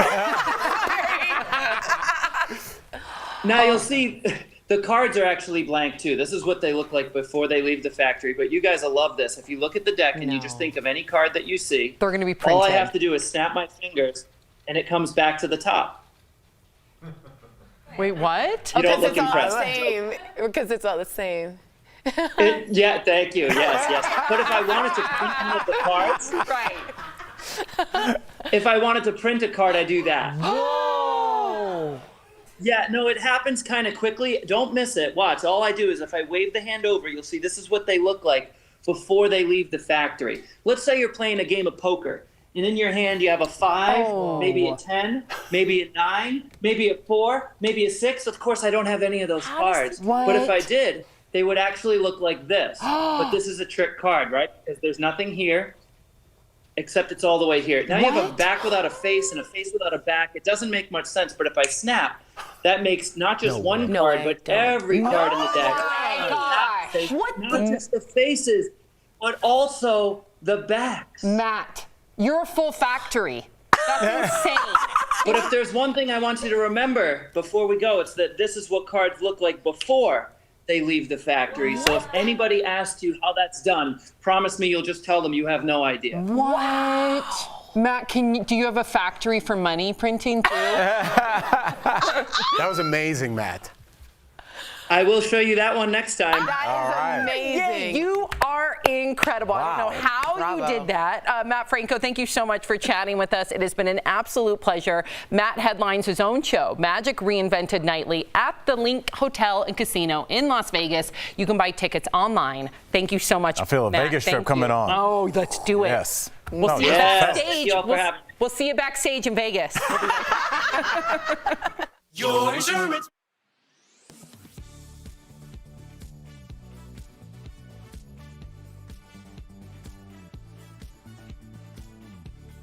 Have you seen Squid Game yet? I binged it a few weeks ago. The show follows a deeply indebted South Korean man who enters a competition with 450 other people in precarious financial situations for a chance to win a $38 million cash prize. The show has been praised for accurately reflecting the desperation felt by many South Koreans struggling financially amid the country's household debt crisis. Gross domestic product, or GDP, measures economic output by totaling the value of all goods and services produced in a country. According to a September 2021 report from the Bank of Korea, total household debt in South Korea is now 105% of the country's GDP. That means the country's private debt is larger than its economy. For comparison, the U.S. Federal Reserve says household debt in the U.S. is currently 78% of the country's GDP, although it did get as high as 99.8% at the peak of the Great Recession. This viral Twitter thread pointed to statistics claiming debt is the leading cause of suicide in South Korea. So let's verify. Are economic problems such as debt the leading cause of suicide in South Korea? Our sources are Statistics Korea, the Bank of Korea, the U.S. Federal Reserve, and the Organization for Economic Cooperation and Development, a group of 38 nations representing most of the world's largest economies. According to OECD data, South Korea has the highest suicide rate of countries within the organization, at 24.6 suicides per 100,000 people. South Korean government data from 2019 shows suicide was the 5th highest cause of death in the country. The data also revealed economic hardships like household debt as the #1 reason people in South Korea contemplate suicide. So we can verify, yes, economic problems such as debt are the leading cause of suicide in South Korea. With your Verify, I'm Ariane Till.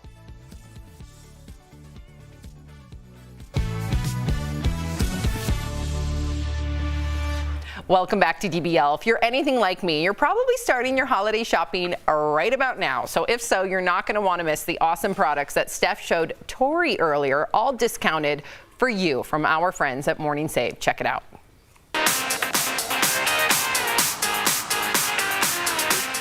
All right, what do you have for us today, Steph? Hey, Tori, I've got some wonderful products and even better deals, and I cannot wait to share them with all of you.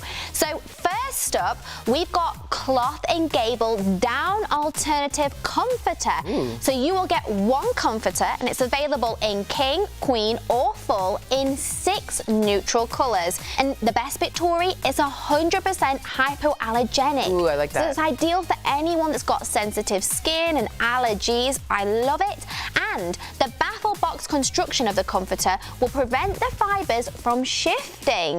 So you don't need to constantly fluff it up. Isn't that amazing? I like this. So normally these are around $120, but now it's only $29 for the twin, $39 for the king or queen, which means you'll be saving 76%. Oh my gosh. I gotta tell you, anyone with feather or down allergies like me and my whole family, these down alternatives will keep you that warmth and cozy, but you won't have that crazy, crazy itchiness. This is such a good price for a good product. Corey, these pieces are super classy and elegant. We've got the Savvy C blue diamond pendant or earring set. Look at these. Wow. So this deal includes either one pair of earrings or one pendant. And let's be honest, we love bringing you great, unique products.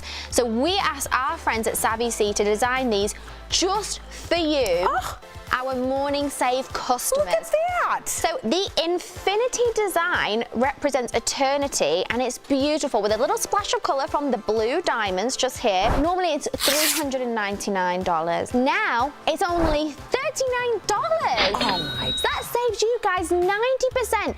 Now if you were looking for a Christmas, a Hanukkah, a holiday gift, amen. If you're gonna turn up with diamonds, I think you just won. You won Christmas or holiday. I was just gonna say you're the winner if you bring that. So this next item is gonna make you feel like a professional makeup artist. Oh, wow. Yep. We've got Cargo Cosmetics eye and contour palettes with 4-piece mini liquid lip kit. So this deal includes one eyeshadow palette, 4 travel size, I love these, little liquid lipsticks. Oh, cute. 1 contour palette, and it's available in 2 different shade options. So the contour palette will make contouring so easy. The trio of shades are expertly coordinated. Nice. The eyeshadow palette will lift and define and highlight your eyes like a pro. So normally it's as much as $83, but now it's $19, which saves our viewers 77%. You guys, come on. Cargo's an excellent company, and for all of that, you could plop that in and be done with your makeup shopping. Oh yes.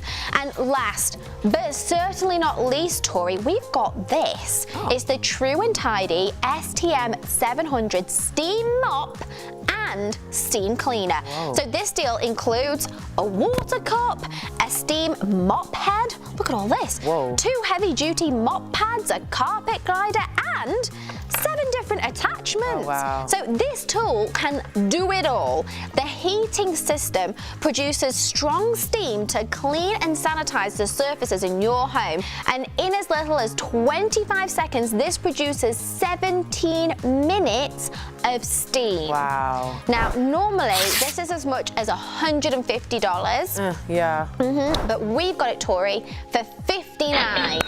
Which saves our viewers 61%. Head on over to morningsave.com to snag these amazing deals, guys, at the lowest prices. You can even visit morningsave.com on your smartphone. Thank you so much, Stephanie.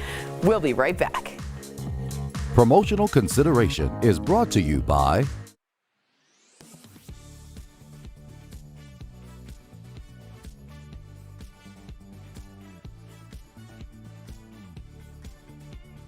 That sound means it's time to verify. It's the home stretch to Halloween, and all the overpriced candy is flying off shelves. You and your little goblins aren't the only ones excitedly licking your lips. Your 4-legged ghouls are eyeing the sweets, too. Any pet parent knows it's common sense. Chocolate is not a dog's best friend. But have you heard this claim? The darker the chocolate, the more dangerous it is to our canines? To verify, we consulted the Pet Poison Helpline, the American Kennel Club, and Doctor of Veterinary Medicine Kelly Gebhardt with Happy Trails Veterinary Emergency Clinic. They explained chocolate contains theobromine and caffeine, which can speed up the animal's heart rate and stimulate the nervous system. Knowing how much and what kind of chocolate your pup ate is key. The important things to remember include that the darker the chocolate, the less your pet needs to ingest to reach that potentially toxic dose. So Baker's chocolate is more toxic than dark chocolate, which is more toxic than milk chocolate. For instance, a 50-pound dog would only need to eat 1 ounce of Baker's chocolate to reach a potentially toxic dose, but would need to eat 8 ounces or half a pound of milk chocolate to reach those same toxic symptoms. Those symptoms are vomiting, diarrhea, hyperexcitability, elevated heart rate, seizures, and increased thirst. The American Kennel Club says normally chocolate poisoning symptoms appear within 6 to 12 hours, and taking action quickly can save your pet's life. Chocolate toxicity is one of the most common problems we see present to the emergency clinic around Halloween and the upcoming holidays. The good news is it is a very treatable toxicity with an excellent prognosis with appropriate time and supportive care. So in conclusion, yes, it's true. The darker and less sweet the chocolate, the more toxic it is to dogs. Cocoa powder and baker's chocolate are the most toxic. Milk chocolate is the least, but the amount ingested plus your dog's weight makes a difference. So what about cats? Yes, chocolate is harmful to them too, but the Pet Poison Helpline says dogs make up 95% of its chocolate calls because cats usually turn up their noses and won't eat it. With your Verify, I'm Megan Molares. Don't miss a day of DBL. I am here to receive that gift. Bold debates. Come on now. Enough! Get real. It blows my mind. Hot celebs. Happy 5th anniversary. Love a suit, by the way. Thank you. Seriously, Al, give her a break. That just sounded weird, actually. And all the laughs. Yes, Erica feeling it. Okay, I'm done with it. I'm done. DBL is always all new every day.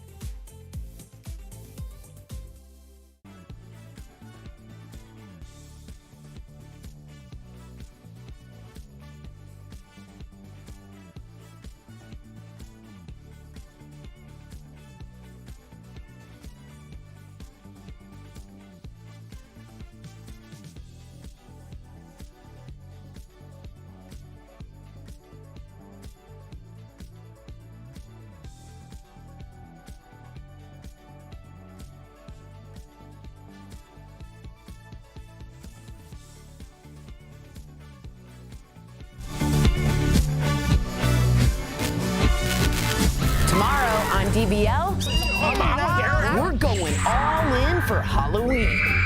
We'll be getting all dressed up with looks from the shows you've been binging. No, thank you. Thank you for having us. No. Plus, we'll get a glimpse into our futures with a live psychic reading, and actress Justine Bateman will also be here live. You're invited to our big Halloween bash this Friday on DBL. I'm so excited for tomorrow. Me too. Very excited. Me too. Are you working on your character? Maybe. Do you know we have like a little intro where you have to like deliver something? I'm going to work on it later. Yeah, that What means- about you guys? I'm ready. You ready? Oh, You don't have to do anything. That's why. Why are you going to give my I'm not costume giving away? it You're away. giving it away. Are you? I got to work on it. I got to work Oh, on it. you're an actor, so we expect a lot from you. Pastor Paul. Low budget. So just keep that in mind. Tori's gonna go all in. What do you mean? I'm not going to care at all. I'm not going to commit. I'm going to commit. Tori's been practicing. For Tori's 2 wearing weeks. it to bed. Tori has an Ooh. acting coach. Never You know mind. she has an acting coach, right? She does. Bye, guys.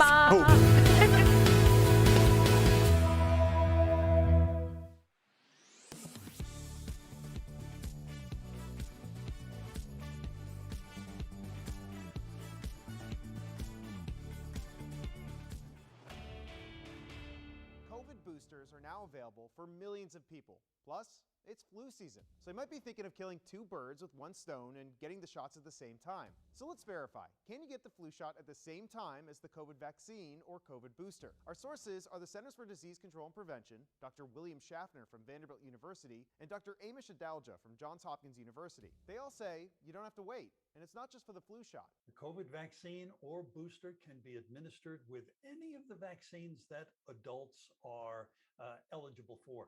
And that includes the shingles vaccine, Tdap, pneumococcal, that's the pneumonia vaccine, or flu vaccine. There are no safety concerns about getting these vaccines simultaneously, and there's no efficacy concerns.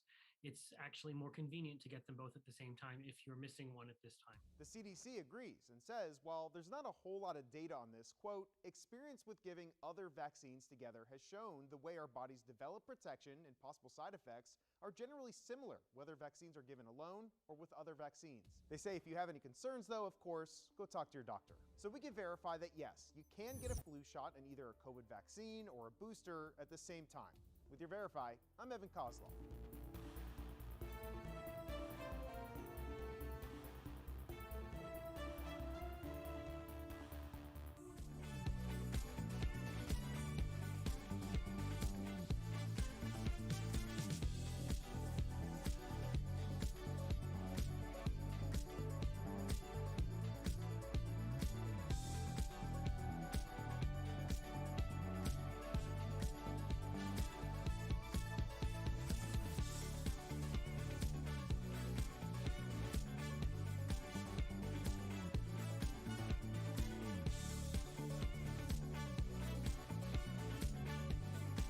Here's what we're talking about today on Daily Blast Live. New details on who handled the deadly weapon on the set of Rust. The two people now at the center of the investigation.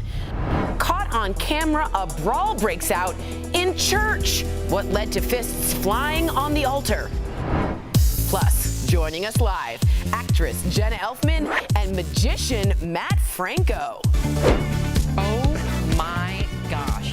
Are you insane? This is a sham. No. Just stop. Finally here, drum roll. Welcome to DBL. It is Thursday, October 28th. I'm Sam here with Al, Jeff, and Tori. We do have an update for you regarding the story that we've been following about the deadly shooting on Alec Baldwin's movie Rust. So the assistant director, who is responsible for overall safety on set, admitted he didn't properly check the revolver that Alec Baldwin fired, killing cinematographer Helena Hutchins. According to an affidavit, the AD David Hall said he only remembers seeing 3 rounds and doesn't recall if the armorer spun the drum to see the others. 3 people handled the gun prior to the deadly shooting: the armorer, the assistant director, and then, of course, Alec Baldwin. The Santa Fe County Sheriff spoke with Today's Show's Savannah Guthrie about the ongoing investigation. Take a listen to what he had to say. Nobody's been cleared as of yet. Again, there's 3 people that handled the firearm prior to the death of Miss Hutchins. Those people will be interviewed, are the focus of the investigation. The armorer, Hannah Gutierrez-Reed, told your investigators, quote, "No live ammo is ever kept on set." Is that an accurate and truthful statement? No, obviously it isn't. That was a live round that struck and killed Miss Hutchins, so that is not an accurate statement as far as I'm concerned. A lot of discrepancies, Tori. Yeah, and when you start to build a case and you have all these circumstances, that builds and builds into what I think, and I've said from the very beginning, it's going to go from civil, which is just money. If it was just a mistake, that's different. This is egregious, gross negligence on many people's parts. I see criminal proceedings happening. All right, well, we will continue to follow that story. All right, you guys also have an opinion on this next story. There's been all sorts of commentary about Transportation Secretary Pete Buttigieg going on paternity leave. Well, now a Silicon Valley venture capitalist is weighing in on the ongoing debate. So this is his tweet that has gone viral. It says, "Any man in an important position who takes 6 months of leave for a newborn is a loser. In the old days, men had babies and worked harder to provide for their future. That's the correct masculine response." Wow. Okay, Al. So you have 3 kids. What did you make when you what did you think when you read that? I haven't thought anything for all these years because I was waiting for the correct masculine response. Thank the Lord, this guy's here to tell me how to be masculine. You know, I shared with you yesterday during the commercial break. I was talking about this weekend. I was home with the boys, and you know, my oldest son was in the mall. Like, he's at the age where he can walk around the mall by himself, and my youngest son, who is on the spectrum, was nonverbal, was singing a song about tacos in the back, and like I was crying in the rental car, which would be the next name of my next comedy album. Yeah, but you know, it was a moment in time where I never felt more like a dad and more like a man. The idea that like it just seems so outdated, Jeff, to leave your baby and your spouse alone to go make money. I think being there means something, and it will mean something over the course of time.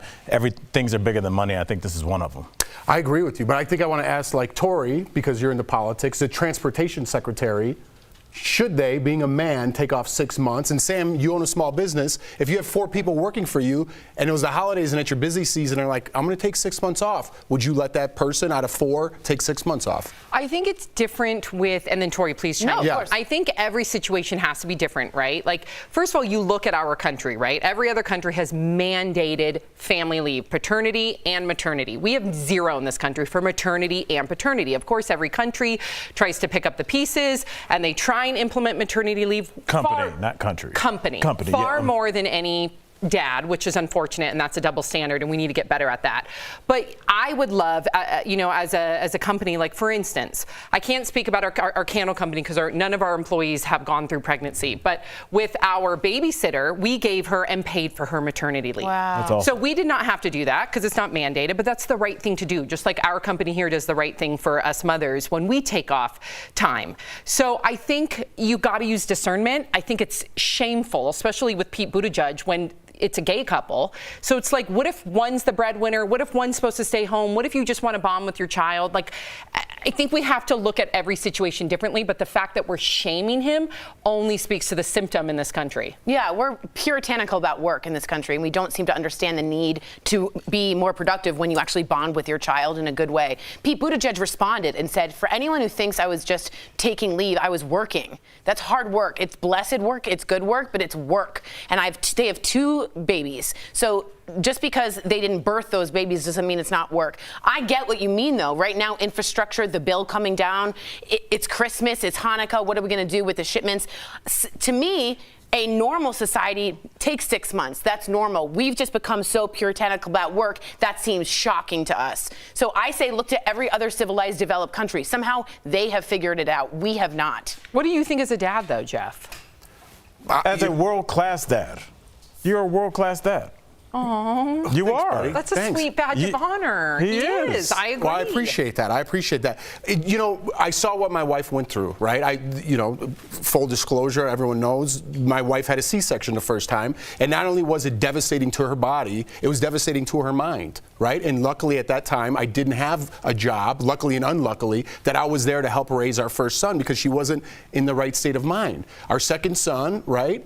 I wish I was around a little bit more, but why people need time off is what happens to their body. Yeah. I could go back to work the next day if I needed to, but I want that bonding time, right? You need that bonding time. Bonding time is just important as the body coming back. And also in my sleep. opinion. In your opinion, but yeah, we got it. It's like Tori, you always say, it's a pie. It's a lot of things going on because it not only, yes, could you go to work theoretically? Yes. But that means now only one of you guys is staying up, bonding. There's going to be a lack of sleep. There's going to be a lack of communication. It's going to affect your relationship with the baby. It's going to affect maybe you're a less productive worker. Yes, you're not. Yeah. Your mind's going to be somewhere else. Yeah. So let's be honest about what's going on here and having a functional employee when they come back. If I have to let an employee go, when they come back to me, I want them to be whole and ready to work for me, not thinking about what their baby's doing. Yeah, good conversation. We got a long way to go. Okay, so there's a new viral video showing a brawl erupt at a Catholic church in Washington State. Take a look at this. You are in trespass. You need to leave this church right now. If somebody did the security guards. I'm not a trespass in the church. You are trespassing.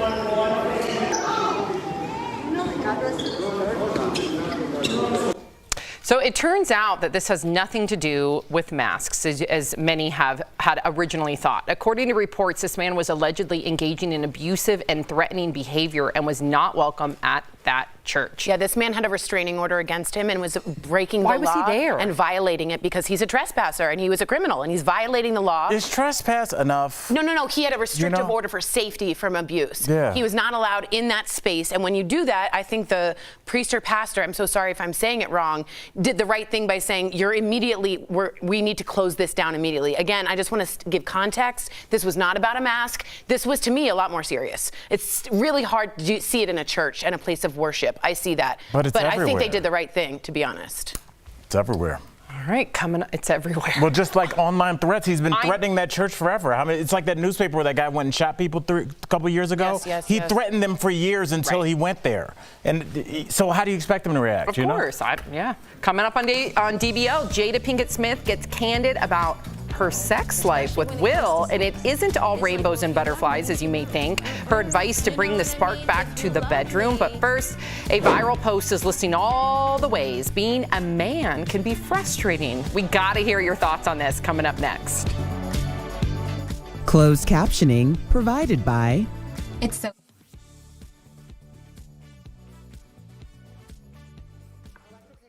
So people are like, we are a hot mess talking about our country. people saying a church brawl, that's really scary. It's really scary to see anything violent in a place of worship. I totally understand that. I've asked you before, Tori, to explain like death threats and everything. Yeah. You know, I just Very don't, interesting, I wasn't don't, I don't like. I don't get how you can just say over and over again, I'm going to kill you, and then you show up. Because and then they arrest you, and then you just get trespassing. I don't think the church really has anything to do with it. Let's remove Right. the part of the church, But because if just a in criminal general. comes into any place, They got together though as a team. It was brilliant.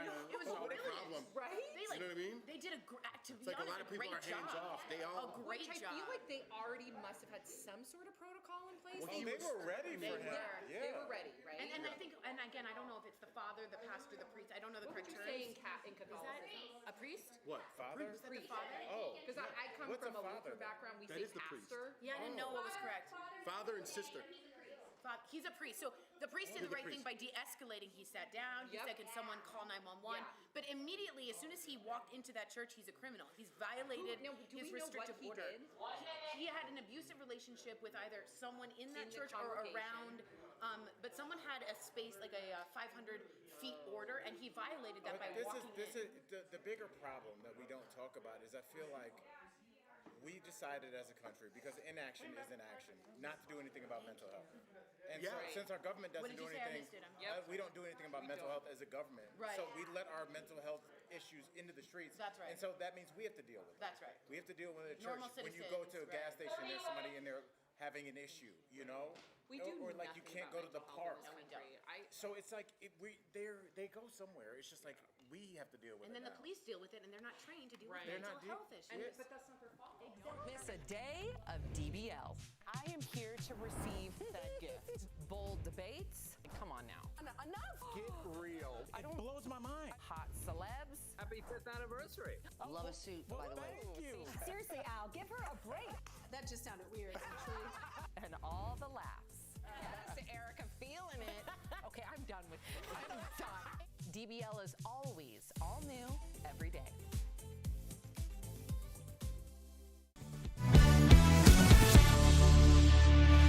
Welcome back to DBL. What do you think is the most annoying thing about being a man? Well, I wouldn't know, but a number of Reddit users posted what they thought, and we've got a few of them.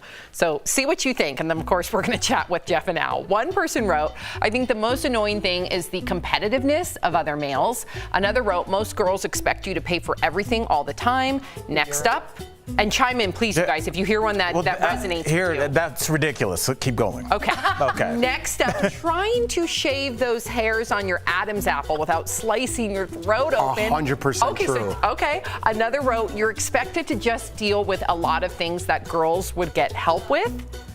I heard like a groan from Kelly Schuberth. And finally, being the person to go check out the noise that just happened in a creepy place. Okay, so what do you think? Those are ridiculous. The noise in a creepy place. Yeah, I want to be that person because what am I going to send? Merit? Yeah, I'm going to go. No, like we look. You would send Jordan? I try. I try. You say you go check it out. Yeah, you go check it out. Just like if there's a spider like Larry David in the house. Yeah. I don't want to get the spider. Moths are, you don't know where they're going to go That next. bothers you? Yeah. I don't like it. I'd rather fight somebody. I don't want that. What, did anything in there did you gravitate towards, and what's missing on that list in your opinion? The neck thing, I feel like I have a scab my whole life right here. Because you do it and you're like, I'm not going to do it today, Nick. And it's just like every time. Yeah, the ankles are missing? too. It's for women. The ankles. Oh yeah, I have a bloody ankle and a knee. I got a bad knee. Yeah. Sorry. What was missing on that list, according to both of you? Missing? Yeah. I What's thought the worst thing about being a man? the most annoying. I think maybe just like the fake expectations that we're not supposed to be emotional. We talked about crying yesterday. I feel like crying is so important. Get it out. Men have to save it for like when your team wins the Super Bowl. Cry a lot, fellas. It helps. Crying gets the sad out. That's a long adage from Free to Be. I feel like that's written on your bathroom mirror. Jeff, what's the one thing in there that you think should have been on there that's most annoying being a man? Supporting comments like that. It's like we're all on board. She's right, honey. I think it's time to leave. Let's go. It's a perfectly good saying. Crying gets the sad out. It's like very. But what if it gets a happy out? Why has it got to be a negative? It just means don't bottle it up. Release. Yeah. You have to be clever. You're like, feet make you dance. Coming up on DBL, actress Jenna Elfman joins us live. Do not go anywhere because there she is. Hi, We're going to be back in 2 minutes. It seems.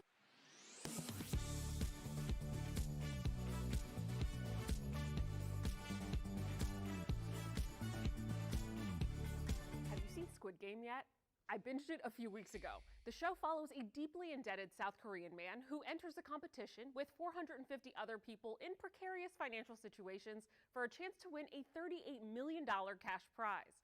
The show has been praised for accurately reflecting the desperation felt by many South Koreans struggling financially amid the country's household debt crisis. Gross domestic product, or GDP, measures economic output by totaling the value of all goods and services produced in a country. According to a September 2021 report from the Bank of Korea, total household debt in South Korea is now 105% of the country's GDP. That means the country's private debt is larger than its economy. For comparison, the U.S. Federal Reserve says household debt in the U.S. is currently 78% of the country's GDP, although it did get as high as 99.8% at the peak of the Great Recession. This viral Twitter thread pointed to statistics claiming debt is the leading cause of suicide in South Korea. So let's verify. Are economic problems such as debt the leading cause of suicide in South Korea? Our sources are Statistics Korea, the Bank of Korea, the U.S. Federal Reserve, and the Organization for Economic Cooperation and Development, a group of 38 nations representing most of the world's largest economies. According to OECD data, South Korea has the highest suicide rate of countries within the organization, at 24.6 suicides per 100,000 people. South Korean government data from 2019 shows suicide was the 5th highest cause of death in the country. The data also revealed economic hardships like household debt as the #1 reason people in South Korea contemplate suicide. So we can verify, yes, economic problems such as debt are the leading cause of suicide in South Korea. With your Verify, I'm Ariane Till.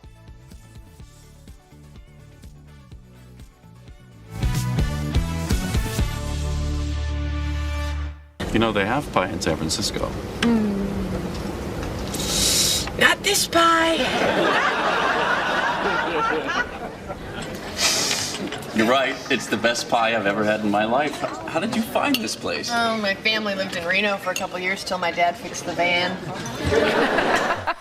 All right, so yin and yang is probably the best way to describe the relationship between Dharma and Greg, but the same could be said for how Jenna Elfman's latest hit, Fear the Walking Dead, is nothing like the classic sitcom that made her a household name. Jenna Elfman joins us live.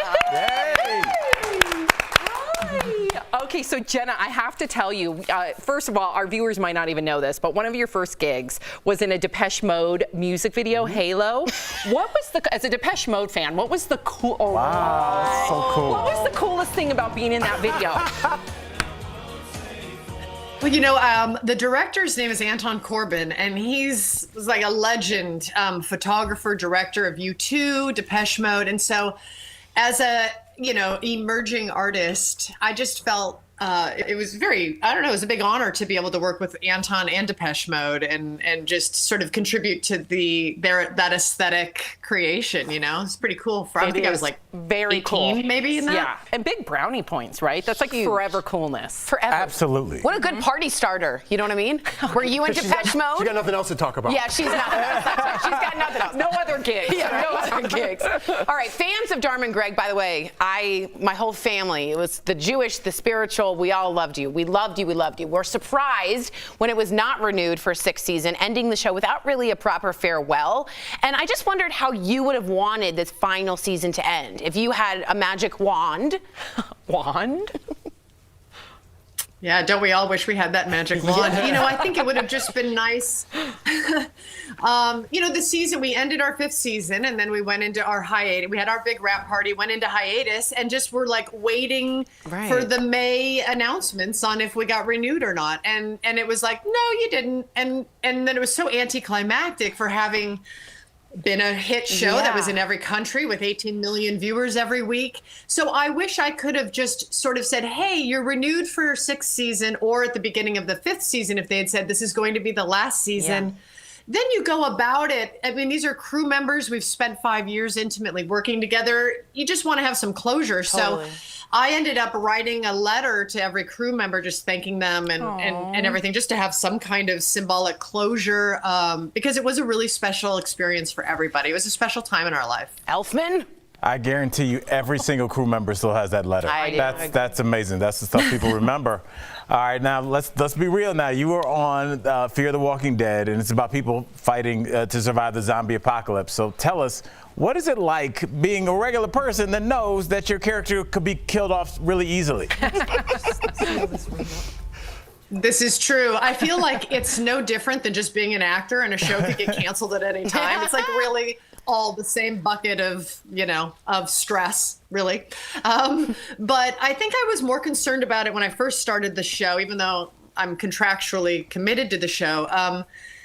But then I just really leaned into the storytelling, and I just put my main focus on that and just trusted the showrunners to, tell the story they need to tell.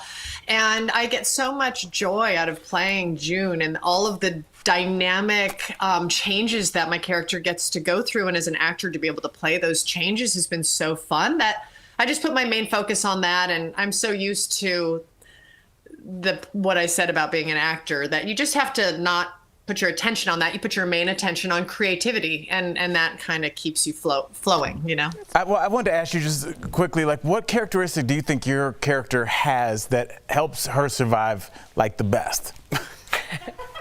Well said. Well, she is a trained trauma nurse, so she has that ability to sort of keep herself and others alive in that way. But I also think she has, not to call back to Dharma, but she does have kind of good luck and good karma, because she's well-intended and has a lot of empathy and care for others. And her North Star always has been helping. And when she can't offer help or be of service, I think that's when she starts to go into her traumas and all the things she's been through. And when she can find an avenue of applying her skills to others to help, she feels oriented. So I think that's probably a big quality that keeps her going. Yeah, I love June. She's a great character, and you bring so much life to her. So thank you so much, Jenna. DBL Nation, you can see Jenna in new episodes of Fear the Walking Dead Sunday nights on AMC. Thank you so much, Jenna. Thanks, You were Jenna. amazing. Thank you. Thanks, guys. We'll be right back. Promotional consideration is brought to you by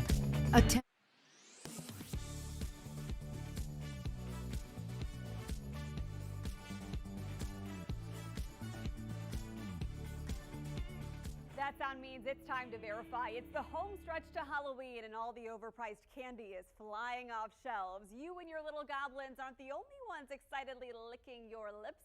Your four-legged ghouls are eyeing the sweets, too. Any pet parent knows it's common sense. Chocolate is not a dog's best friend. But have you heard this claim? The darker the chocolate, the more dangerous it is to our canines? To verify, we consulted the Pet Poison Helpline, the American Kennel Club, and Doctor of Veterinary Medicine Kelly Gebhardt with Happy Trails Veterinary Emergency Clinic. They explain chocolate contains theobromine and caffeine, which can speed up the animal's heart rate and stimulate the nervous system. Knowing how much and what kind of chocolate your pup ate is key. The important things to remember include that the darker the chocolate, the less your pet needs to ingest to reach that potentially toxic dose. So baker's chocolate is more toxic than dark chocolate, which is more toxic than milk chocolate. For instance, a 50-pound dog would only need to eat 1 ounce of baker's chocolate to reach a potentially toxic dose, but would need to eat 8 ounces or half a pound of milk chocolate to reach those same toxic symptoms. Those symptoms are vomiting, diarrhea, hyperexcitability, elevated heart rate, seizures, and increased thirst. The American Kennel Club says normally chocolate poisoning symptoms appear within 6 to 12 hours, and taking action quickly can save your pet's life. Chocolate toxicity is one of the most common problems we see present to the emergency clinic around Halloween and the upcoming holidays. The good news is, it is a very treatable toxicity with an excellent prognosis with appropriate time and supportive care. So in conclusion, yes, it's true. The darker and less sweet the chocolate, the more toxic it is to dogs. Cocoa powder and baker's chocolate are the most toxic. Milk chocolate is the least, but the amount ingested plus your dog's weight makes a difference. So what about cats? Yes, chocolate is harmful to them too, but the Pet Poison Helpline says dogs make up 95% of its chocolate calls because cats usually turn up their noses and won't eat it. With your Verify, I'm Megan Maleris. Don't miss a day of DBL. I am here to receive that gift. Bold debates. Come on now. Enough. Get real. It blows my mind. Hot celebs. Happy 5th anniversary. Love a suit, by the way. Thank you. Seriously, Al, give her a break. That just sounded weird, actually. And all the laughs. Yes, Erica feeling it. Okay, I'm done with it. I'm done. DBL is always all new every day.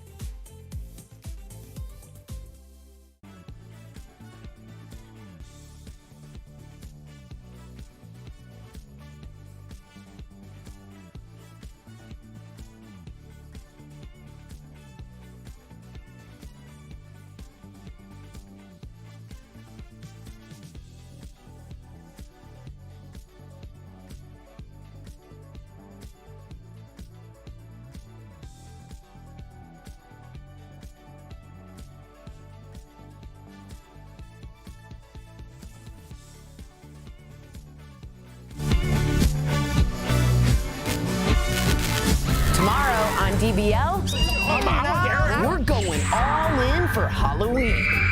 We'll be getting all dressed up with looks from the shows you've been binging. No, thank you. Thank you for having us. No. Plus, we'll get a glimpse into our futures with a live psychic reading, and actress Justine Bateman will also be here live. You're invited to our big Halloween bash this Friday on DBL. You guys cannot miss our Halloween episode tomorrow. We are all going to come dressed up. You're going to be blown away. Speaking of being dressed up, do you want to tell the viewers what you just told me quietly about my outfit today? I said you look like Woody from Toy Story's girlfriend. You do. And I didn't say, yeah, it's like, look, I think it's a good look. It's very Western. Western? It's very chic. I'm going to show the whole It's very, like, no, that's Western. Show the shoes. Yes! Yes! There you go. Yeah. It's all put together. A couple people excited.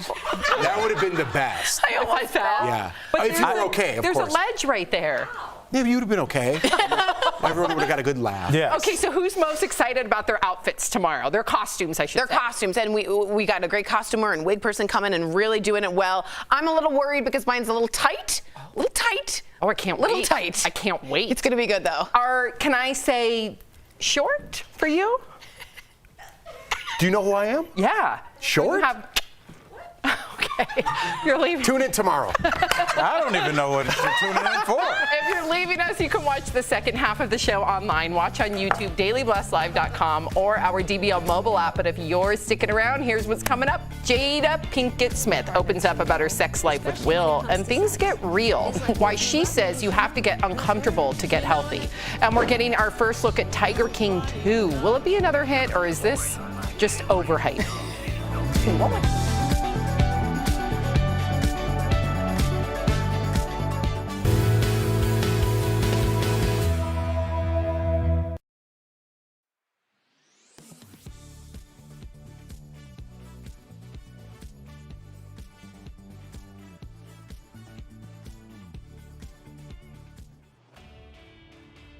COVID boosters are now available for millions of people. Plus, it's flu season, so you might be thinking of killing two birds with one stone and getting the shots at the same time. So let's verify. Can you get the flu shot at the same time as the COVID vaccine or COVID booster? Our sources are the Centers for Disease Control and Prevention, Dr. William Schaffner from Vanderbilt University, and Dr. Amish Adalja from Johns Hopkins University. They all say you don't have to wait, and it's not just for the flu shot. The COVID vaccine or booster can be administered with any of the vaccines that adults are eligible for.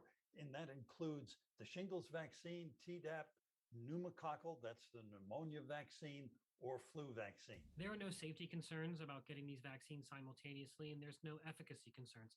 It's actually more convenient to get them both at the same time if you're missing one at this time. The CDC agrees and says while there's not a whole lot of data on this, quote, experience with giving other vaccines together has shown the way our bodies develop protection and possible side effects are generally similar, whether vaccines are given alone or with other vaccines. They say if you have any concerns though, of course, go talk to your doctor. So we can verify that yes, you can get a flu shot and either a COVID vaccine or a booster at the same time.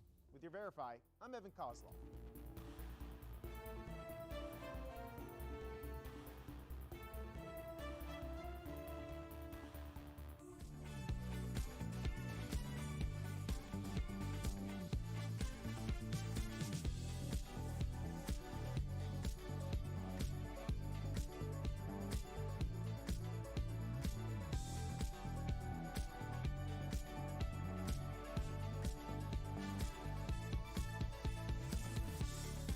This is Daily Blast Live. We're talking about what you're talking about. Oh my gosh. Are you insane? This is a sham. No. Nope. Y'all, just stop. Finally here. Drum roll. Welcome to DBL. I'm Sam here with Al, Jeff, and Tori. So Jada Pinkett Smith is getting real about her sex life with Will. On a recent episode of Red Table Talk, Jada sat down with Gwyneth Paltrow, Tori's fave, and confessed that after 26 years of marriage, she still struggles to let Will know exactly what she wants in the bedroom. Take a look. You expect your partner to know, especially when it comes to sex. Right. It's like, well, if you love me, you should know. Right. You know what I mean? Yeah. If you love me, You should be able to read you my should mind. read my mind. Yeah. You know No, what I that's mean? a huge pitfall. That's a huge pitfall. Yeah, it is. I hate that. You know? I love Gammy chiming in. Okay, so does this surprise you, Tori? No. I think in what I've been learning about my own sex life, and I'm not going to go crazy here, is that it's very male-centric.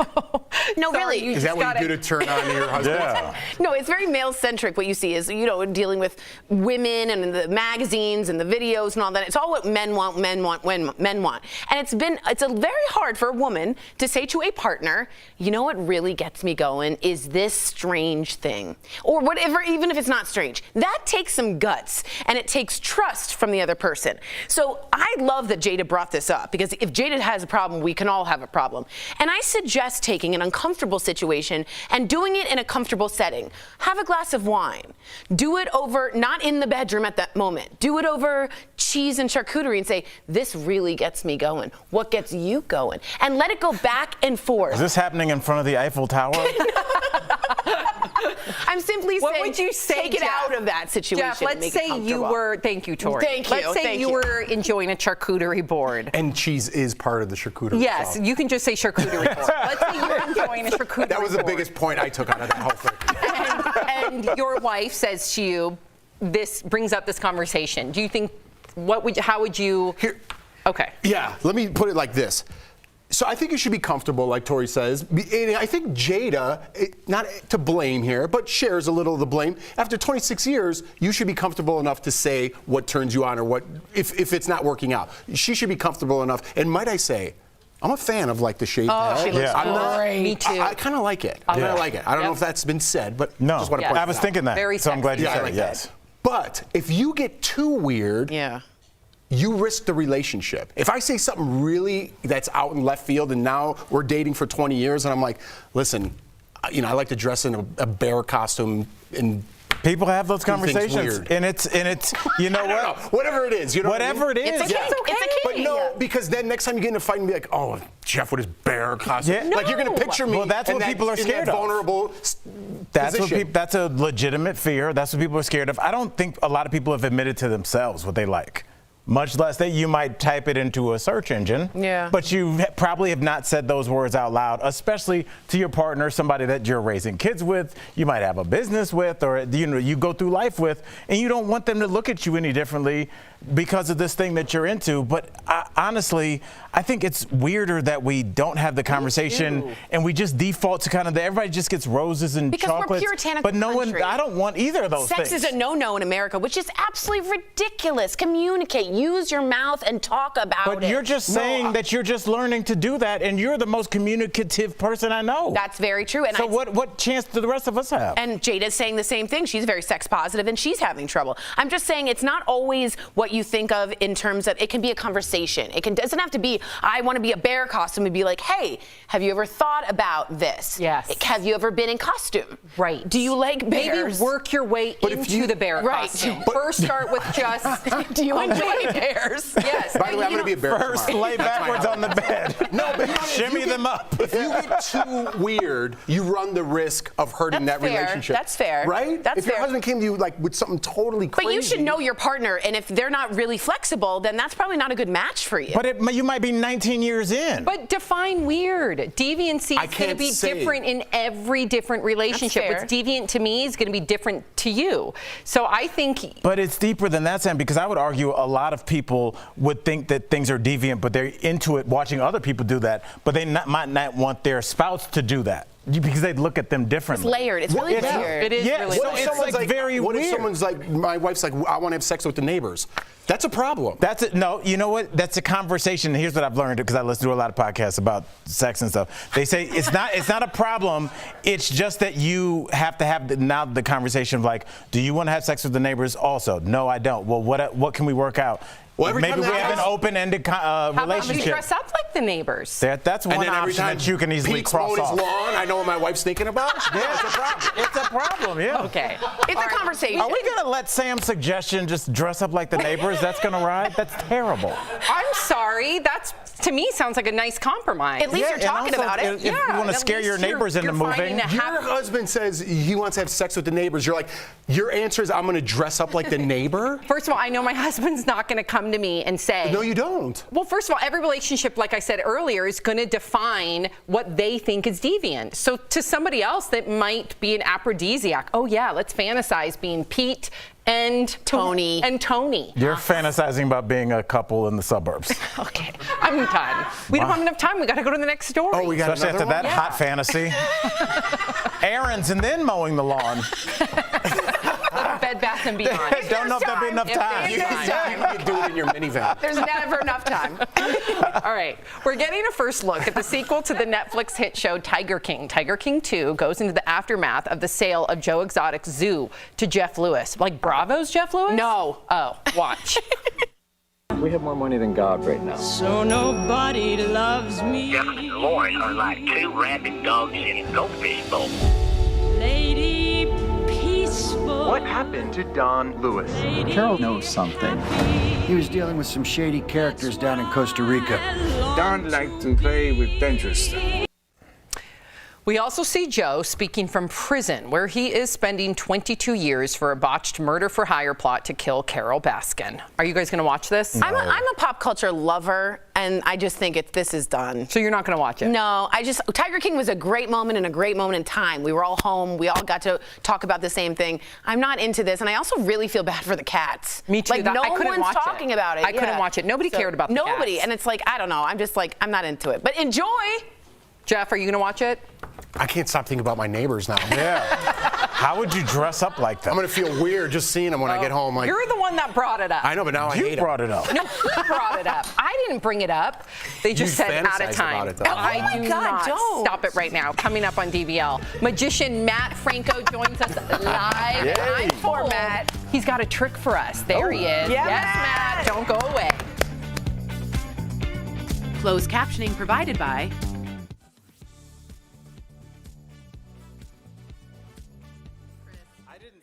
really quick, Sam said something really nice. She said I look like Jenna Elfman. I've always been compared to Dharma because she's half Jewish and half like, woo.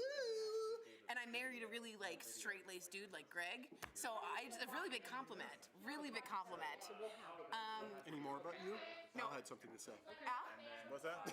You have the rest of the floor since I've been shaved. Al, she pointed at it. And we just listened. Oh wait, I got a good Al was comment. ready to talk and Tori just started talking. He goes, Okay, Lanisha Flores writes, I know it can be awkward, but 6 years ago when my boyfriend and I first got together, we talked. It can turn sexy. I feel you should be having this conversation in the beginning of a relationship. Yeah, but your needs also change. So of course have the conversation in the beginning of a relationship. But if you're with someone for 26 years, who's to say that someone might not become more sex positive. Someone might want To branch learn- out. Yeah, they might learn that they have some fantasies that aren't conventional. Right. So I think, just constantly have that Yeah. conversation. What if somebody did have conventional fantasies? That would be weird. What do you mean, like I want to be a Disney straightforward. princess kind of thing? No, Or just that's like- kind of a kink too, isn't it? Oh, that was weird. I feel like everyone's sexual fantasies are going to be seen as Especially in deviant. America. America is we came over here as puritanical people that were like, work well and have no sex. And in France, Who says that? The Puritans that came from England. We're not talking about having sex. We're talking about like getting nutty. I'm talking about the whole umbrella of sex is a hush-hush taboo topic for America. In France, in Greece, it is not like that. It is Yeah, you're much more right. discussed. Yeah. It is open. It is not taboo. It's like if you look at just our. I hope this magician makes our Tori air quotes. disappear. Our sex shops are like in the back of alleys and like weird entrances. Right. And it just next to a strip club. Right. It makes it so it seems like it's a weird, dirty thing where it's just like it's a store that sells things that you might want. But you guys are missing the point.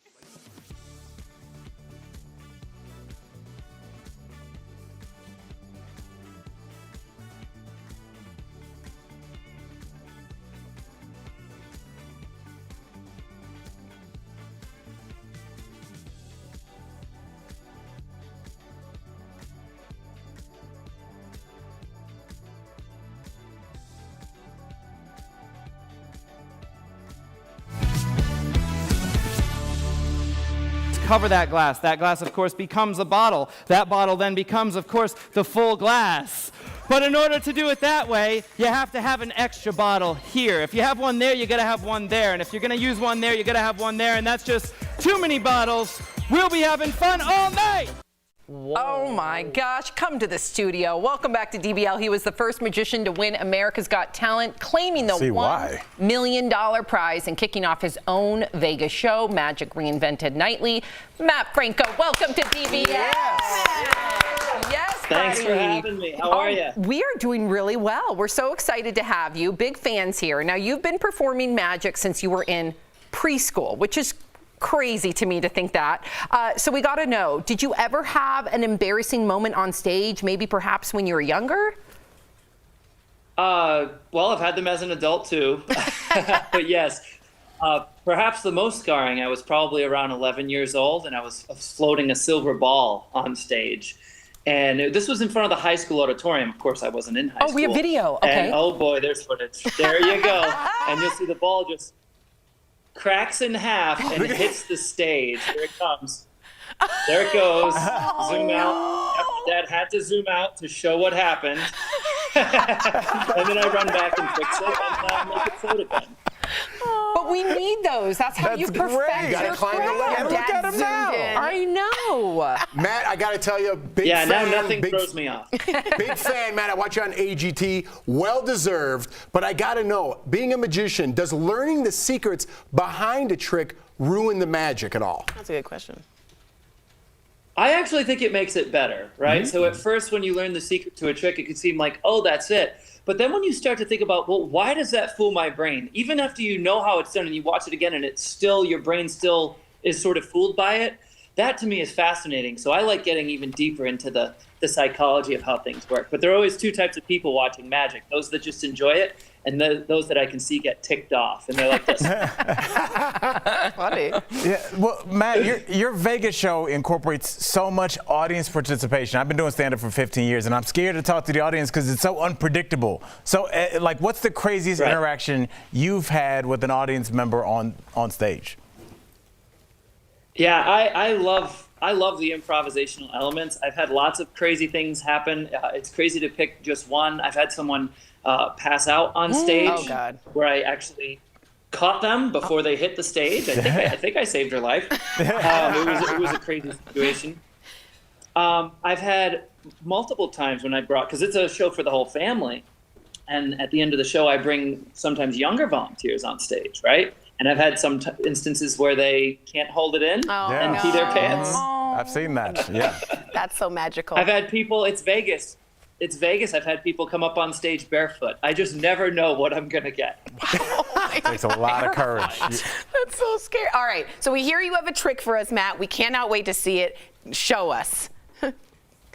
Yeah, I was wondering, have you ever seen one of these? Do you have any idea what this is? I'll let you guys just take some guesses. If Like you a have any jewelry thoughts. box holder?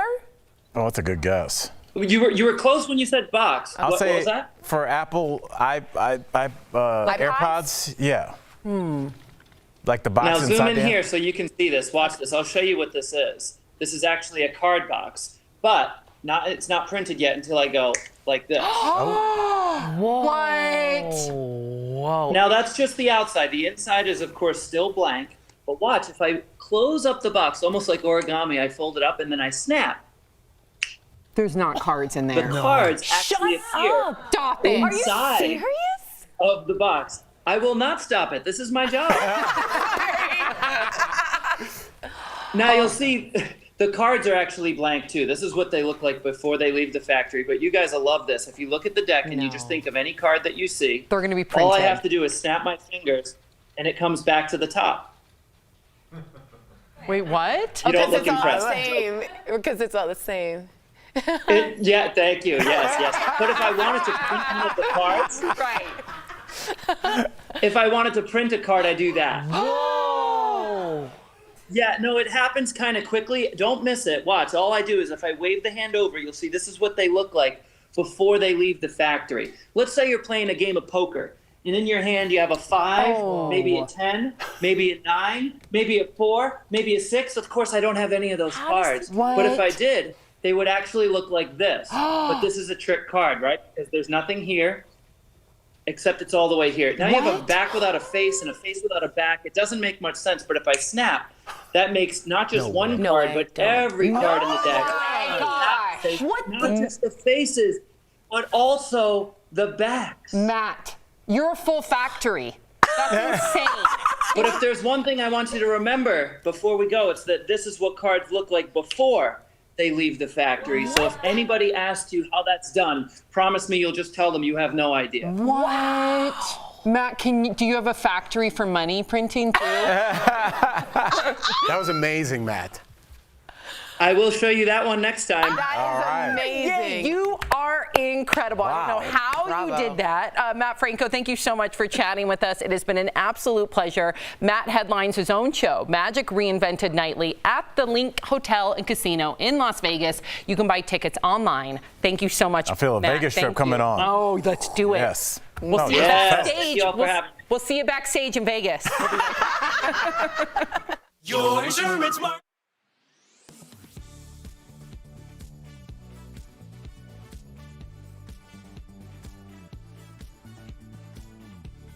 Have you seen Squid Game yet?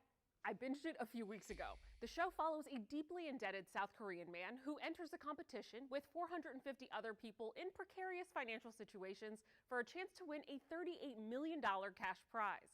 The show has been praised for accurately reflecting the desperation felt by many South Koreans struggling financially amid the country's household debt crisis. Gross domestic product, or GDP, measures economic output by totaling the value of all goods and services produced in a country. According to a September 2021 report from the Bank of Korea, total household debt in South Korea is now 105% of the country's GDP. That means the country's private debt is larger than its economy. For comparison, the U.S. Federal Reserve says household debt in the U.S. is currently 78% of the country's GDP, although it did get as high as 99.8% at the peak of the Great Recession. This viral Twitter thread pointed to statistics claiming debt is the leading cause of suicide in South Korea. So let's verify. Are economic problems such as debt the leading cause of suicide in South Korea? Our sources are Statistics Korea, the Bank of Korea, the U.S. Federal Reserve, and the Organization for Economic Cooperation and Development, a group of 38 nations representing most of the world's largest economies. According to OECD data, South Korea has the highest suicide rate of countries within the organization, at 24.6 suicides per 100,000 people. South Korean government data from 2019 shows suicide was the 5th highest cause of death in the country. The data also revealed economic hardships like household debt as the #1 reason people in South Korea contemplate suicide. So we can verify, yes, economic problems such as debt are the leading cause of suicide in South Korea. With your Verify, I'm Ariane Till.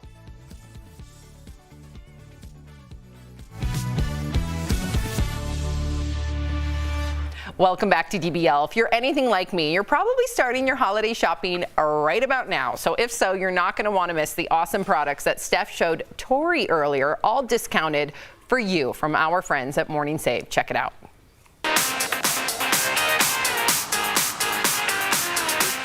All right, what do you have for us today, Steph? Hey, Tori, I've got some wonderful products and even better deals, and I cannot wait to share them with all of you.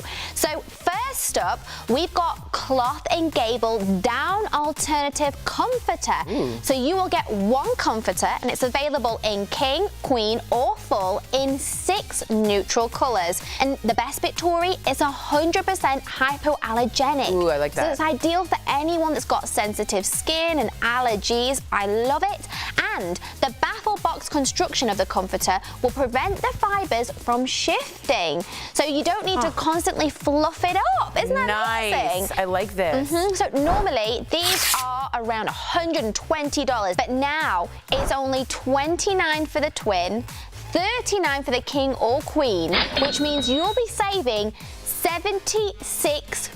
Oh my gosh, I gotta tell you, anyone with feather or down allergies like me and my whole family, these down alternatives will keep you that warmth and cozy, but you won't have that crazy itchiness. This is such a good price for a good product. Tori, these pieces are super classy and elegant. We've got the Savvy C blue diamond pendant or earring set.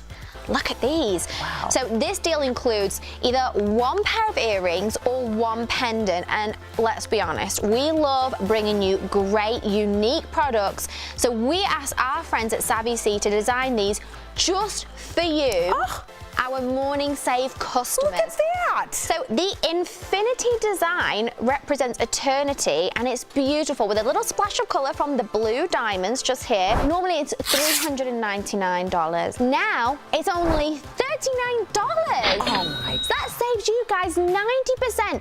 Now if you were looking for a Christmas, a Hanukkah, a holiday gift, amen. If you're gonna turn up with diamonds, I think you just won. You won Christmas or holiday. I was just gonna say you're the winner if you bring that. So this next item is gonna make you feel like a professional makeup artist. Oh, wow. Yep. We've got Cargo Cosmetics eye and contour palettes with 4-piece mini liquid lip kit. So this deal includes one eyeshadow palette, 4 travel size, I love these, little liquid lipsticks. Oh, cute. 1 contour palette, and it's available in 2 different shade options. So the contour palette will make contouring so easy. The trio shades are expertly coordinated. Nice. The eyeshadow palette will lift and define and highlight your eyes like a pro. So normally it's as much as $83, but now it's $19, which saves our viewers 77%. You guys, come on, Cargo's an excellent company, and for all of that, you could plop that in and be done with your makeup shopping. Oh yes, and last, but certainly not least, Tori, we've got this. It's the True and Tidy STM 700 Steam Mop and Steam Cleaner. So this deal includes a water cup, a steam mop head, look at all this, 2 heavy-duty mop pads, a carpet glider, and 7 different attachments. So this tool can do it all. The heating system produces strong steam to clean and sanitize the surfaces in your home, and in as little as 25 seconds, this produces 17 minutes of steam. Wow. Now, normally, this is as much as $150. But we've got it, Tori, for $59. Which saves our viewers 61%. Head on over to morningsave.com to snag these amazing deals, guys, at the lowest prices. You can even visit morningsave.com on your smartphone. Thank you so much, Stephanie. We'll be right back. Promotional consideration is brought to you by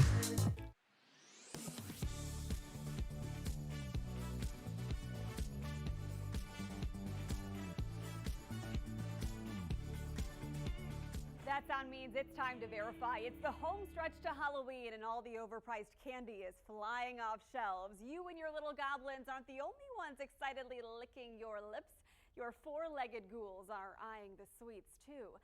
Any pet parent knows it's common sense. Chocolate is not a dog's best friend. But have you heard this claim? The darker the chocolate, the more dangerous it is to our canines? To verify, we consulted the Pet Poison Helpline, the American Kennel Club, and Doctor of Veterinary Medicine Kelly Gebhardt with Happy Trails Veterinary Emergency Clinic. They explain chocolate contains theobromine and caffeine, which can speed up the animal's heart rate and stimulate the nervous system. Knowing how much and what kind of chocolate your pup ate is key.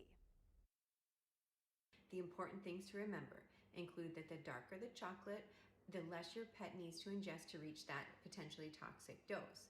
So Baker's chocolate is more toxic than dark chocolate, which is more toxic than milk chocolate. For instance, a 50-pound dog would only need to eat 1 ounce of Baker's chocolate to reach a potentially toxic dose, but would need to eat 8 ounces or half a pound of milk chocolate to reach those same toxic symptoms.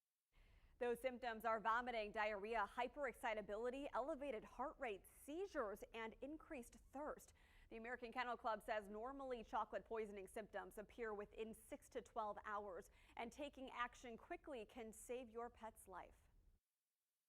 Chocolate toxicity is one of the most common problems we see present to the emergency clinic around Halloween and the upcoming holidays. The good news is it is a very treatable toxicity with an excellent prognosis with appropriate time and supportive care. So in conclusion, yes, it's true. The darker and less sweet the chocolate, the more toxic it is to dogs. Cocoa powder and Baker's chocolate are the most toxic. Milk chocolate is the least, but the amount ingested plus your dog's weight makes a difference. So what about cats? Yes, chocolate is harmful to them too, but the Pet Poison Helpline says dogs make up 95% of its chocolate calls because cats usually turn up their noses and won't eat it. With your Verify, I'm Megan Malaris.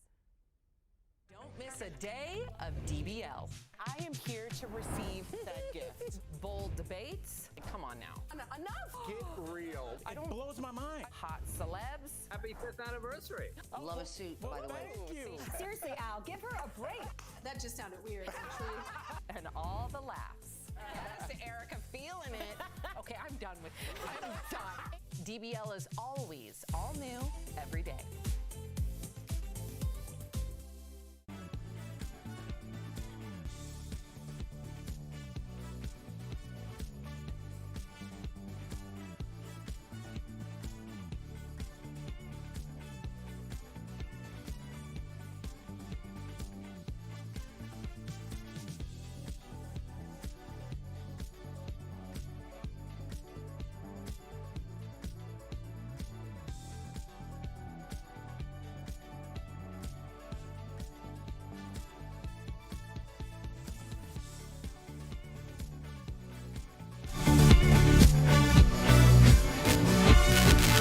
Tomorrow on DBL, we're going all in for Halloween. We'll be getting all dressed up with looks from the shows you've been binging. No, thank you. Thank you for having us. No. Plus, we'll get a glimpse into our futures with a live psychic reading, and actress Justine Bateman will also be here live. You're invited to our big Halloween bash this Friday on DBL. I'm so excited for tomorrow. Me too. Very excited. Me too. Are you working on your character? Maybe. Do you know we have like a little intro where you have to like deliver something? I'm going to work on it later. Yeah, that What means- about you guys? I'm ready. You ready? Oh, You don't have to do anything. That's why. Why are you going to give my I'm not giving it You're away. giving it away. Are you? I got to work on it. Oh, you're an actor, so we expect a lot from you. Pastor Paul. Low budget. So just keep that in mind. Tori's gonna go all in. What do you mean? I'm not going to care at all. I'm not going to commit. I'm going to commit. Tori's been practicing. Tori's wearing it to bed. Tori has an acting Ooh. coach. Never You know mind. she has an acting coach, right? She does. Bye, guys.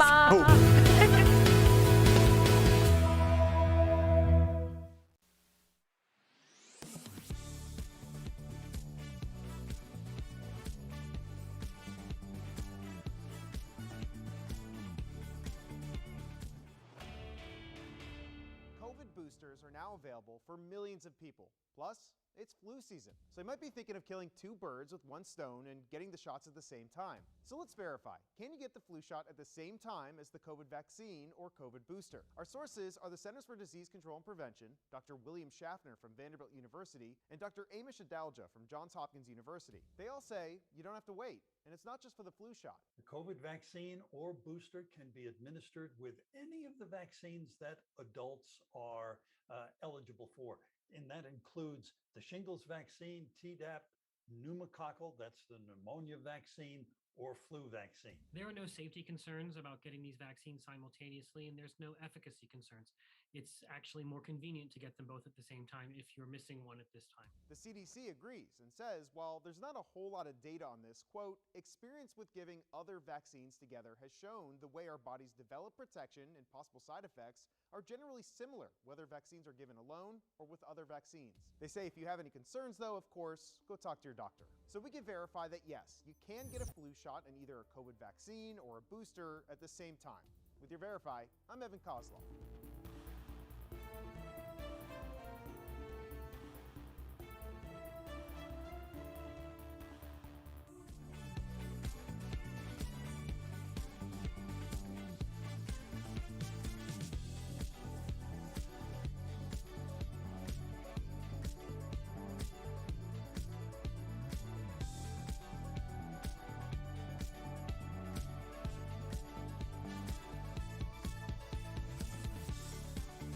Here's what we're talking about today on Daily Blast Live. New details on who handled the deadly weapon on the set of Rust. The two people now at the center of the investigation. Caught on camera, a brawl breaks out in church. What led to fists flying on the altar? Plus, joining us live, actress Jenna Elfman and magician Matt Franco. Oh my gosh. Are you insane? This is a sham. No. Just stop. Finally here, drum roll. Welcome to DBL. It is Thursday, October 28th. I'm Sam here with Al, Jeff, and Tori. We do have an update for you regarding the story that we've been following about the deadly shooting on Alec Baldwin's movie Rust. So the assistant director, who is responsible for overall safety on set, admitted he didn't properly check the revolver that Alec Baldwin fired, killing cinematographer Helena Hutchins. According to an affidavit, the AD David Halls said he only remembers seeing 3 rounds and doesn't recall if the armorer spun the drum to see the others. 3 people handled the gun prior to the deadly shooting: the armorer, the assistant director, and then, of course, Alec Baldwin. The Santa Fe County Sheriff spoke with today's show's Savannah Guthrie about the ongoing investigation. Take a listen to what he had to say. Nobody's been cleared as of yet. Again, there's 3 people that handled the firearm prior to the death of Miss Hutchins. Those people will be interviewed, are the focus of the investigation. The armorer, Hannah Gutierrez-Reed, told your investigators, quote, no live ammo is ever kept on set. Is that an accurate and truthful statement? No, obviously it isn't. That was a live round that struck and killed Miss Hutchins, so that is not an accurate statement as far as I'm concerned. A lot of discrepancies, Tori. Yeah, and when you start to build a case and you have all these circumstances, that builds and builds into what I think, and I've said from the very beginning, it's going to go from civil, which is just money. If it was just a mistake, that's different. This is egregious, gross negligence on many people's parts. I see criminal proceedings happening. All right, well, we will continue to follow that story. All right, you guys also have an opinion on this next story. There's been all sorts of commentary about Transportation Secretary Pete Buttigieg going on paternity leave. Well, now a Silicon Valley venture capitalist is weighing in on the ongoing debate. So this is his tweet that has gone viral. It says, any man in an important position who takes 6 months of leave for a newborn is a loser. In the old days, men had babies and worked harder to provide for their future. That's the correct masculine response. Wow.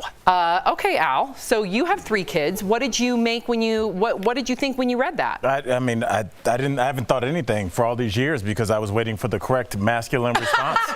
Thank the Lord, this guy's here to tell me how to be masculine. You know, I shared with you yesterday during the commercial break. I was talking about this weekend. I was home with with the boys, and you know, my oldest son was in the mall, like he's at the age where he can walk around the mall by himself, and my youngest son, who is on the spectrum, was nonverbal, was singing a song about tacos in the back, and like I was crying in the rental car, which would be the next name of my next comedy album. Yeah, but you know, it was a moment in time where I never felt more like a dad and more like a man.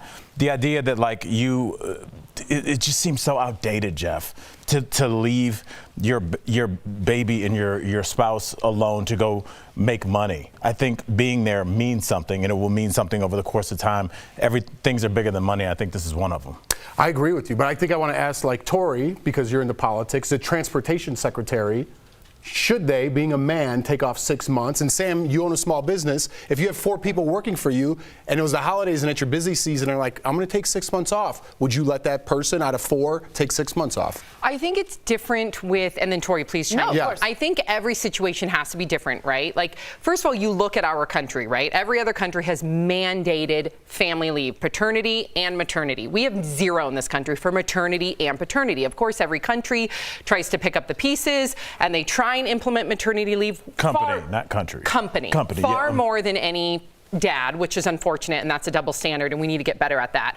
But I would love, you know, as a company, like for instance, I can't speak about our candle company because none of our employees have gone through pregnancy, but with our babysitter, we gave her and paid for her maternity leave. Wow. That's awesome. So we did not have to do that because it's not mandated, but that's the right thing to do, just like our company here does the right thing for us mothers when we take off time. So I think you got to use discernment. I think it's shameful, especially with Pete Buttigieg, when it's a gay couple. So it's like, what if one's the breadwinner? What if one's supposed to stay home? What if you just want to bond with your child? Like, I think we have to look at every situation differently, but the fact that we're shaming him only speaks to the symptom in this country. Yeah, we're puritanical about work in this country, and we don't seem to understand the need to be more productive when you actually bond with your child in a good way. Pete Buttigieg responded and said, for anyone who thinks I was just taking leave, I was working. That's hard work. It's blessed work. It's good work, but it's work. And they have 2 babies. So just because they didn't birth those babies doesn't mean it's not work.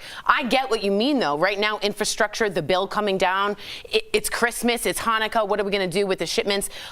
To me, a normal society takes 6 months. That's normal. We've just become so puritanical about work, that seems shocking to us. So I say look to every other civilized, developed country. Somehow they have figured it out. We have not. What do you think as a dad, though, Jeff? As a world-class dad. You're a world-class dad. Oh, you are. That's a sweet badge of honor. He is. I agree. Well, I appreciate that. You know, I saw what my wife went through, right? You know, full disclosure, everyone knows my wife had a C-section the first time, and not only was it devastating to her body, it was devastating to her mind, right? And luckily at that time, I didn't have a job, luckily and unluckily, that I was there to help raise our first son because she wasn't in the right state of mind. Our second son, right? I wish I was around a little bit more, but why people need time off is what happens to their body. Yeah. I could go back to work the next day if I needed to, but I want that bonding time, right? You need that bonding time. Bonding time is just important as the body coming back. And also in my sleep. opinion. In your opinion, but yeah, we got it. It's like Tori, you always say, it's a pie. It's a lot of things going on because it not only, yes, could you go to work theoretically? Yes. But that means now only one of you guys is staying up, bonding. There's going to be a lack of sleep. There's going to be a lack of communication. It's going to affect your relationship with the baby. It's going to affect maybe you're a less productive worker. Yes, you're not. Yeah. Your mind's going to be somewhere else. Yeah. So let's be honest about what's going on here and having a functional employee when they come back. If I have to let an employee go, when they come back to me, I want them to be whole and ready to work for me, not thinking about what their baby's doing. Yeah, good conversation. We've got a long way to go. Okay, so there's a new viral video showing a brawl erupt at a Catholic church in Washington State. Take a look at this. You are in trespass. You need to leave this church right now. If somebody did the security guards. You are trespassing.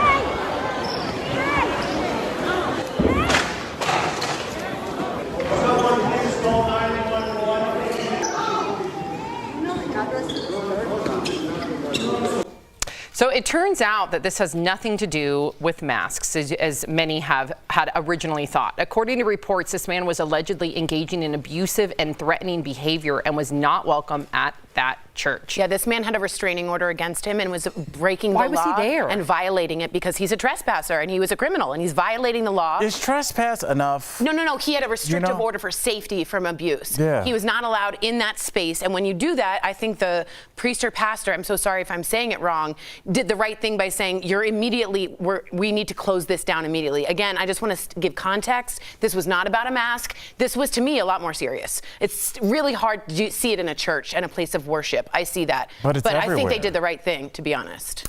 It's everywhere. All right, it's everywhere. Well, just like online threats, he's been threatening that church forever. I mean, it's like that newspaper where that guy went and shot people a couple years ago. Yes, he threatened them for years until he went there. And so how do you expect him to react? Of course. Coming up on DBL, Jada Pinkett Smith gets candid about her sex life with Will, and it isn't all rainbows and butterflies, as you may think. Her advice to bring the spark back to the bedroom. But first, a viral post is listing all the ways being a man can be frustrating. We gotta hear your thoughts on this coming up next. Closed captioning provided by It's so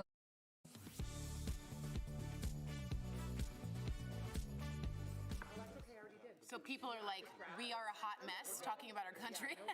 And a lot of people saying a church brawl, that's really scary. It's really scary to see anything violent in a place of worship. I totally understand that. Tori, to explain like death threats and everything.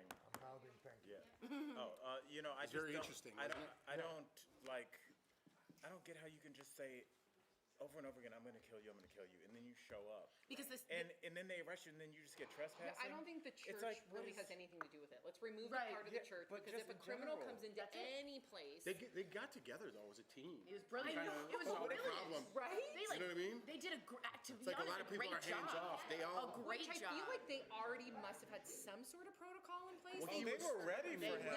They were ready, right? And I think, and again, I don't know if it's the father, the pastor, the priest. I don't know the correct terms. Saying in Catholicism. A priest? What? Father? Is that the father? Oh. Because I come from a Lutheran background, we say is the priest. pastor. Yeah, I didn't know what was correct. Father and sister. He's a priest. So the priest did the right thing by de-escalating. He sat down. He said, can someone call 911? But immediately, as soon as he walked into that church, he's a criminal. He's violated his restrictive order. He had an abusive relationship with either someone in that church or around, but someone had a space, like a 500 feet order, and he violated that by walking in. The bigger problem that we don't talk about is I feel like we decided as a country, because inaction is inaction, not to do anything about mental health.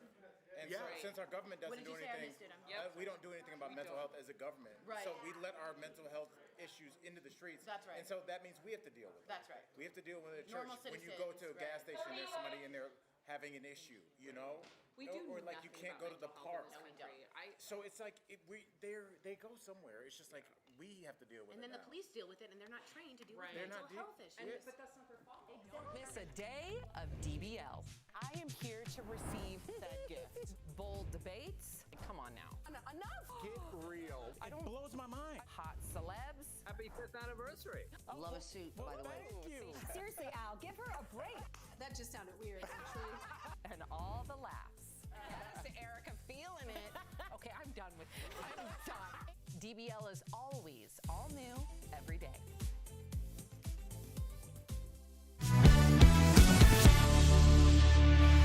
Welcome back to DBL. What do you think is the most annoying thing about being a man? Well, I wouldn't know, but a number of Reddit users posted what they thought, and we've got a few of them. So see what you think, and then of course we're going to chat with Jeff and Al. One person wrote, I think the most annoying thing is the competitiveness of other males. Another wrote, most girls expect you to pay for everything all the time. Next up, and chime in, please, you guys, if you hear one that resonates with you. That's ridiculous. So keep going. Okay. Okay. Next up, trying to shave those hairs on your Adam's apple without slicing your throat open. 100% true. Okay. Another wrote, you're expected to just deal with a lot of things that girls would get help with. I heard like a groan from Kelly Schubert. And finally, being the person to go check out the noise that just happened in a creepy place. Okay, so what do you think? Those are ridiculous. The noise in a creepy place. Yeah, I want to be that person because what am I going to send Merritt? Yeah, I'm going to go. No, like look. You would send Jordan? I try. I What try. do you say? You go check it out. Yeah, you go check it out. Just like if there's a spider Like Larry David. in the house. Yeah. I don't want to get the spider. Moths are, you don't know where they're going to go That next. bothers you? Yeah. I don't like it. I'd rather fight somebody. I don't want that. What did anything in there did you gravitate towards, and what's missing on that list, in your opinion? The neck thing, I feel like I have a scab my whole life right here. Because you do it and you're like, I'm not going to do it today, Nick. And it's just like every time. Yeah, the ankles hard missing? too. It's for women. The ankles. Oh yeah, hard. I have a bloody ankle as and we a knee. speak. I got a bad knee. Yeah. Sorry. What was missing on that list, according to both of you? Missing? Yeah. I What's thought the worst thing about being a man? the most annoying. I think maybe just like the fake expectations that we're not supposed to be emotional. We talked about crying yesterday. I feel like crying is so important. Get it out. Men have to save it for like when your team wins the Super Bowl. Cry a lot, fellas. It helps. Crying gets the sad out. That's a long adage from Free to Be. I feel like that's written on your bathroom mirror. Jeff, what's the one thing in there that you think should have been on there that's most annoying being a man? Supporting comments like that. It's like we were all on board. She's right, honey. I think it's time to leave. Let's go. Perfectly good saying. Crying gets the sad out. It's like very. But what if it gets the happy out? Why has it got to be a negative? It just means don't bottle it up. Release. Yeah. Release. You have to be clever. Okay. You're like feet make you dance. Coming up on DBL, actress Jenna Elfman joins us live. Do not go anywhere because there she is. Hi. We're going to be back in 2 minutes. It seems like.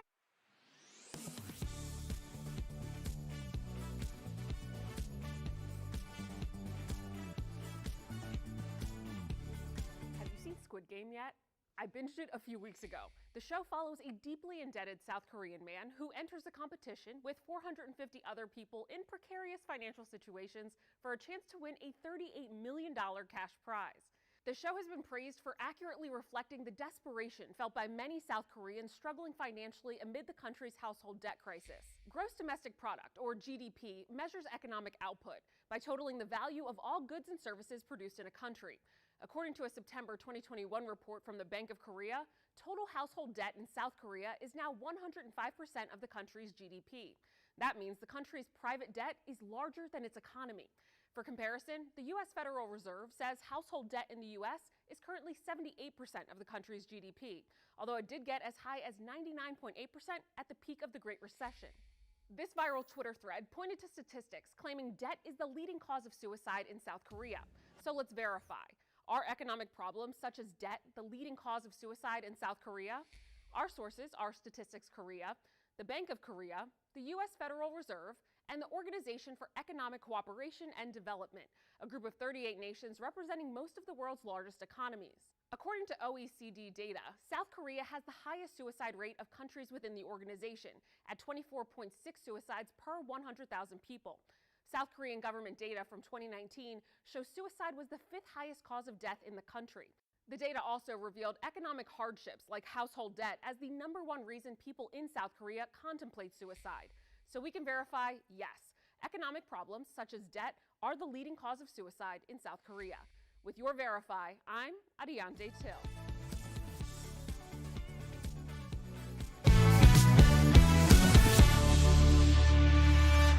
You know, they have pie in San Francisco. Not this pie. You're right. It's the best pie I've ever had in my life. How did you find this place? Oh, my family lived in Reno for a couple years till my dad fixed the van. All right, so yin and yang is probably the best way to describe the relationship between Dharma and Greg, but the same could be said for how Jenna Elfman's latest hit, Fear the Walking Dead, is nothing like the classic sitcom that made her a household name. Jenna Elfman joins us live. Yay! Hi. Okay, so Jenna, I have to tell you, first of all, our viewers might not even know this, but one of your first gigs was in a Depeche Mode music video, Halo. What was as a Depeche Mode fan, what was the cool? Oh, wow, that's so cool. What was the coolest thing about being in that video? Well, you know, the director's name is Anton Corbijn, and was like a legend, photographer, director of U2, Depeche Mode. And so as a, emerging artist, I just felt it was it was a big honor to be able to work with Anton and Depeche Mode and just sort of contribute to that aesthetic creation, It's pretty cool. I think I was like very 18, cool. Maybe in that. Yeah, and big brownie points, right? That's like forever coolness. Forever. Absolutely. What a good party starter. You know what I mean? Were you in Depeche Mode? She got nothing else to talk about. Yeah, she's not. That's right. She's got nothing else. No other gigs. Yeah, no other gigs. All right, fans of Dharma and Greg, by the way, my whole family, it was the Jewish, the spiritual, we all loved you. We loved you. We loved you. We're surprised when it was not renewed for a 6th season, ending the show without really a proper farewell. And I just wondered how you would have wanted this final season to end. If you had a magic wand. Wand? Yeah, don't we all wish we had that magic wand? Yeah. I think it would have just been nice. The season, we ended our 5th season and then we went into our hiatus. We had our big wrap party, went into hiatus, and just were like waiting for the May announcements on if we got renewed or not. And it was like, no, you didn't. And then it was so anticlimactic for having been a hit show that was in every country with 18 million viewers every week. So I wish I could have just sort of said, hey, you're renewed for your 6th season, or at the beginning of the 5th season, if they had said this is going to be the last season. Yeah. Then you go about it. I mean, these are crew members. We've spent 5 years intimately working together. You just want to have some closure. Totally. So I ended up writing a letter to every crew member, just thanking them and everything, just to have some kind of symbolic closure, because it was a really special experience for everybody. It was a special time in our life. Elfman? I guarantee you every single crew member still has that letter. That's amazing. That's the stuff people remember. All right, now let's be real now. You were on Fear the Walking Dead, and it's about people fighting to survive the zombie apocalypse. So tell us, what is it like being a regular person that knows that your character could be killed off really easily? This is true. I feel like it's no different than just being an actor, and a show could get canceled at any time. It's like really all the same bucket of stress, really. But I think I was more concerned about it when I first started the show, even though I'm contractually committed to the show. But then I just really leaned into the storytelling, and I just put my main focus on that and just trusted the showrunners to, tell the story they need to tell. And I get so much joy out of playing June and all of the dynamic changes that my character gets to go through. And as an actor, to be able to play those changes has been so fun that I just put my main focus on that. And I'm so used to what I said about being an actor that you just have to not put your attention on that. You put your main attention on creativity, and that kind of keeps you flowing, I wanted to ask you just quickly, what characteristic do you think your character has that helps her survive the best? Well said. Well, she is a trained trauma nurse, so she has that ability to sort of keep herself and others alive in that way. But I also think she has, not to call back to Dharma, but she does have kind of good luck and good karma because she's well-intended and has a lot of empathy and care for others. And her North Star always has been helping. And when she can't offer help or be of service, I think that's when she starts to go into her traumas and all the things she's been through. And when she can find an avenue of applying her skills to others to help, she feels oriented. So I think that's probably a big quality that keeps her going. Yeah, I love June. She's a great character, and you bring so much life to her. So thank you so much, Jenna. DBL Nation, you can see Jenna in new episodes of Fear the Walking Dead Sunday nights on AMC. Thank you so much, Jenna. Thanks, You were Jenna. amazing. Thank you. Thanks, guys. We'll be right back. Promotional consideration is brought to you by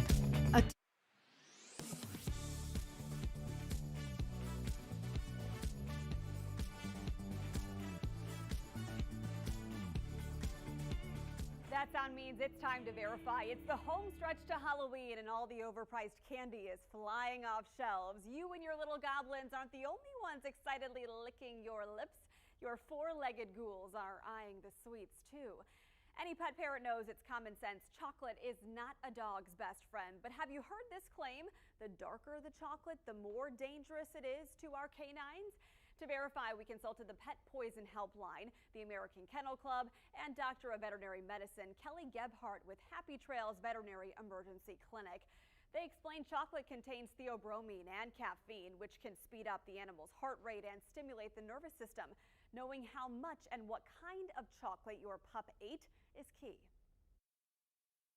The important things to remember include that the darker the chocolate, the less your pet needs to ingest to reach that potentially toxic dose. So Baker's chocolate is more toxic than dark chocolate, which is more toxic than milk chocolate. For instance, a 50-pound dog would only need to eat 1 ounce of Baker's chocolate to reach a potentially toxic dose, but would need to eat 8 ounces or half a pound of milk chocolate to reach those same toxic symptoms. Those symptoms are vomiting, diarrhea, hyperexcitability, elevated heart rate, seizures, and increased thirst. The American Kennel Club says normally chocolate poisoning symptoms appear within 6 to 12 hours, and taking action quickly can save your pet's life. Chocolate toxicity is one of the most common problems we see present to the emergency clinic around Halloween and the upcoming holidays.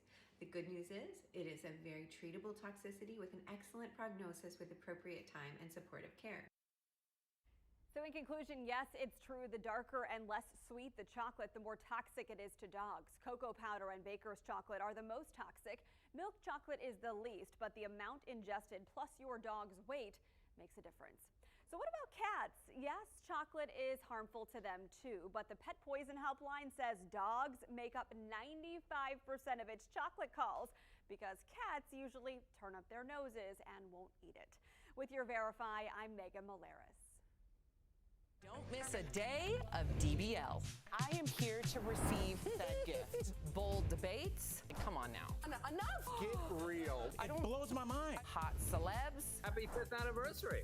Love a suit, by the way. Thank you. Seriously, Al, give her a break. That just sounded weird, actually. And all the laughs. Yes, Erica feeling it. Okay, I'm done with it. I'm done. DBL is always all new every day.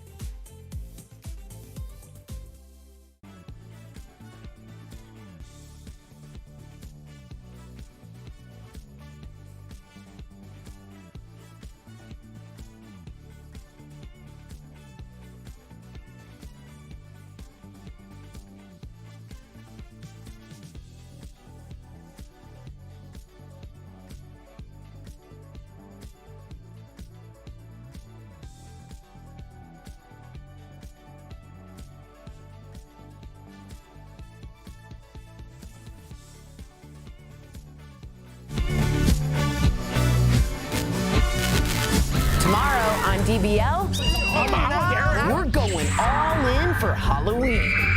We'll be getting all dressed up with looks from the shows you've been binging. No, thank you. Thank you for having us.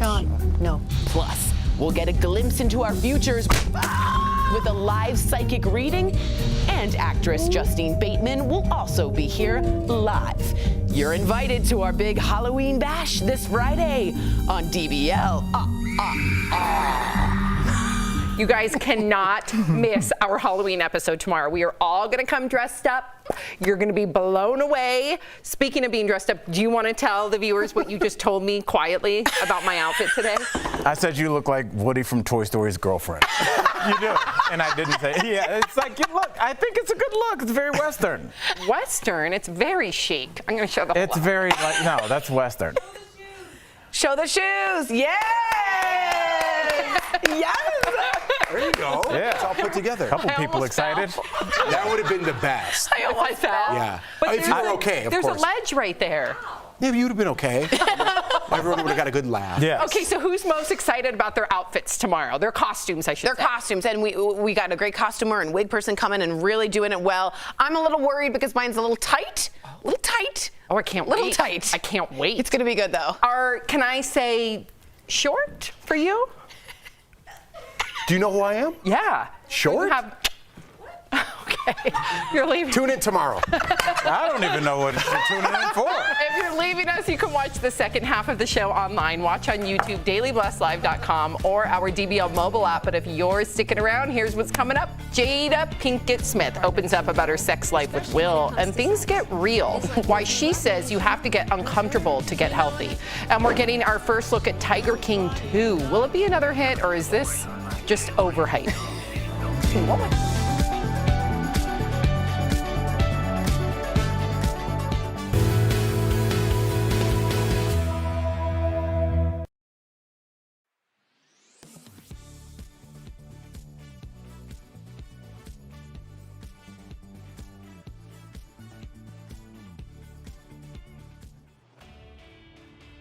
COVID boosters are now available for millions of people. Plus, it's flu season, so you might be thinking of killing two birds with one stone and getting the shots at the same time. So let's verify. Can you get the flu shot at the same time as the COVID vaccine or COVID booster? Our sources are the Centers for Disease Control and Prevention, Dr. William Schaffner from Vanderbilt University, and Dr. Amish Adalja from Johns Hopkins University. They all say you don't have to wait, and it's not just for the flu shot. The COVID vaccine or booster can be administered with any of the vaccines that adults are eligible for. And that includes the shingles vaccine, Tdap, pneumococcal, that's the pneumonia vaccine, or flu vaccine. There are no safety concerns about getting these vaccines simultaneously, and there's no efficacy concerns. It's actually more convenient to get them both at the same time if you're missing one at this time. The CDC agrees and says while there's not a whole lot of data on this, quote, experience with giving other vaccines together has shown the way our bodies develop protection and possible side effects are generally similar, whether vaccines are given alone or with other vaccines. They say if you have any concerns, though, of course, go talk to your doctor. So we can verify that, yes, you can get a flu shot and either a COVID vaccine or a booster at the same time. With your Verify, I'm Evan Kozlov.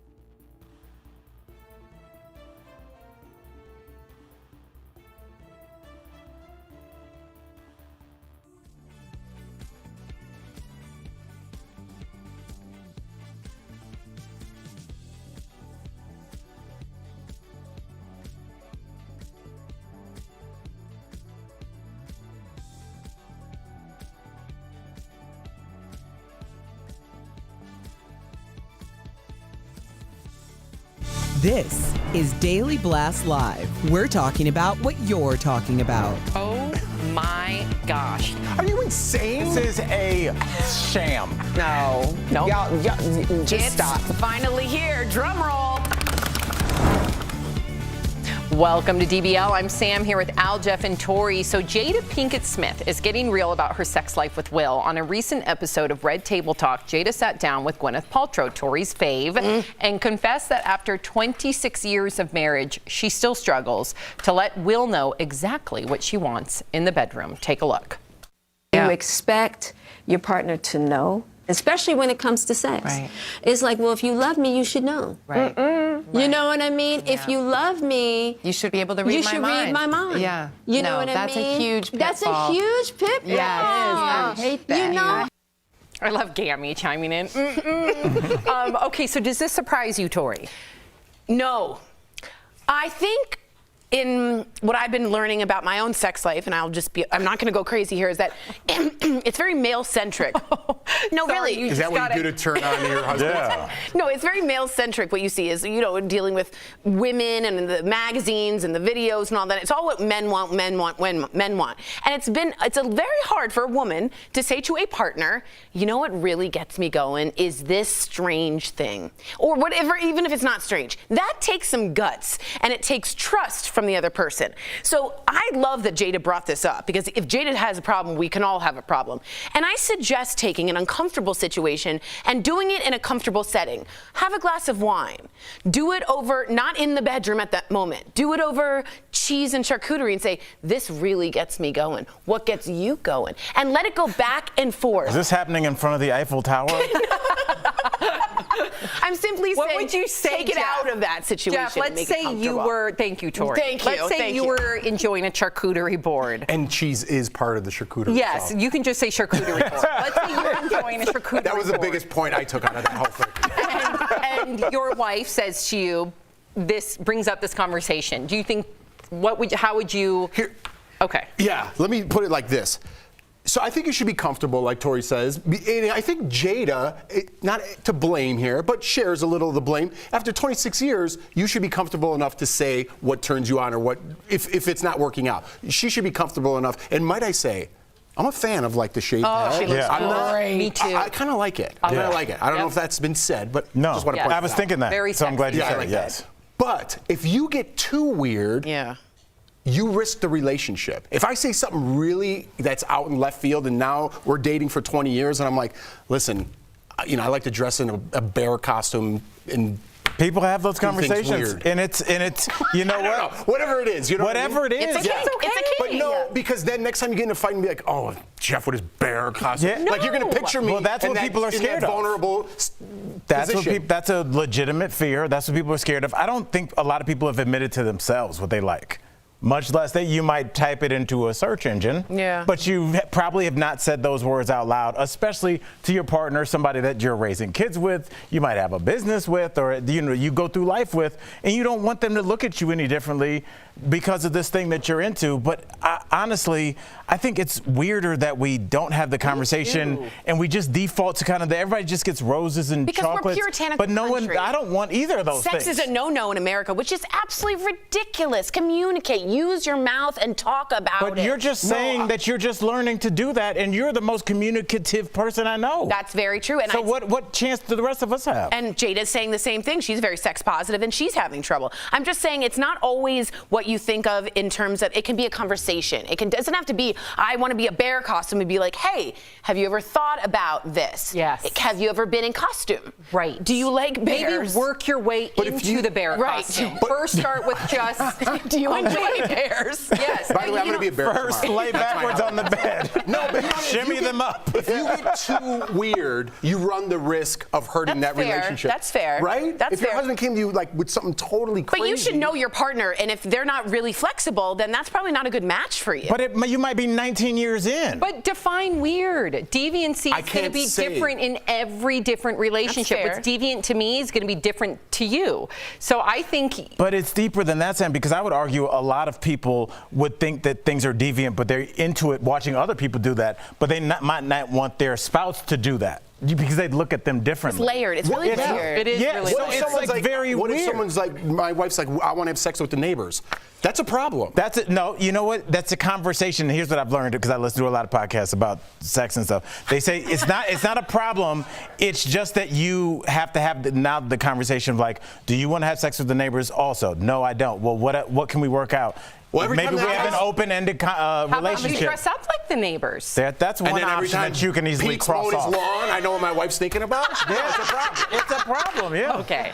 It's a conversation. Are we going to let Sam's suggestion just dress up like the neighbors? That's going to ride? That's terrible. I'm sorry. That's, to me, sounds like a nice compromise. At least you're talking about it. If you want to scare your neighbors into moving. Your husband says he wants to have sex with the neighbors. You're like, your answer is I'm going to dress up like the neighbor? First of all, I know my husband's not going to come to me and say. No, you don't. Well, first of all, every relationship, like I said earlier, is going to define what they think is deviant. So to somebody else, that might be an aphrodisiac. Oh, yeah, let's fantasize being Pete and Tony.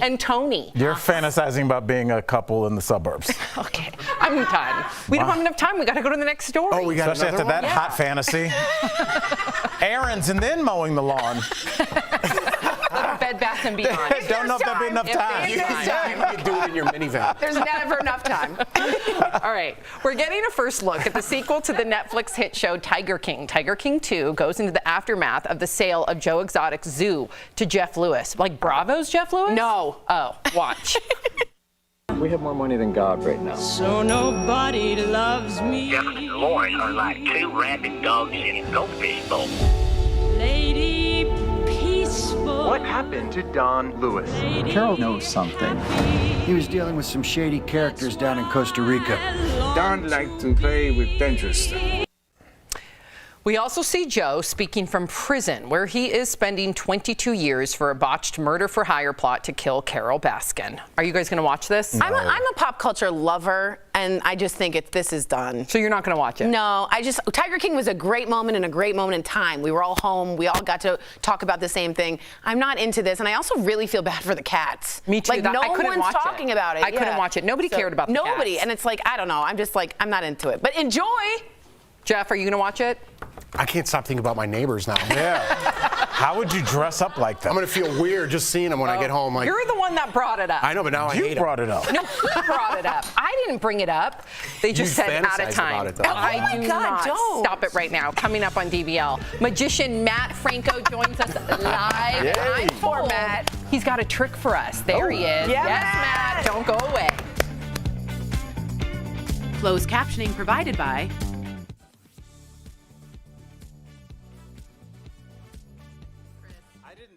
Really quick, Sam said something really nice. She said I look like Jenna Elfman. I've always been compared to Dharma because she's half Jewish and half like, ooh. And I married a really like straight-laced dude like Greg. So it's a really big compliment. Really big compliment. Any more about you? No. Al had something to say. Al? What's that? You have the rest of the floor since I've been shaved. Al, she pointed at it. And we just listen. Oh wait, I got a good Al was comment. ready to talk, and Tori just started talking. He goes, Okay, Lanisha Flores writes, I know it can be awkward, but 6 years ago when my boyfriend and I first got together, we talked. It can turn sexy. I feel you should be having this conversation in the beginning of a relationship. Yeah, but your needs also change. So of course have the conversation in the beginning of a relationship. But if you're with someone for 26 years, who's to say that someone might not become more sex positive? Someone might want To branch out? Yeah, they might learn that they have some fantasies that aren't conventional. Right. So I think, just constantly have that conversation. What if somebody did have conventional fantasies? That would be weird. What do you mean, like I want to be a Disney princess kind of thing? No, Or that's kind of a kink too, isn't it? Oh, that was weird. I feel like everyone's sexual fantasies are going to be seen as Especially in America. America is we came over here as puritanical people that were like, work well and have no sex. And in France. Who says that? The Puritans that came from England. We're not talking about having sex. We're talking about like getting nutty. I'm talking about the whole umbrella of sex is a hush-hush taboo topic for America. In France and Greece, it is not like that. It is much more discussed. Yeah. It is open. It is not taboo. It's like if you look at just our I hope this magician makes our Tori air disappear. quotes, our sex shops are like in the back of alleys and like weird entrances. Right. And it just next to a strip club. It makes it so it seems like it's a weird, dirty thing where it's just like it's a store that sells things that you might want. Well, you guys are missing the point.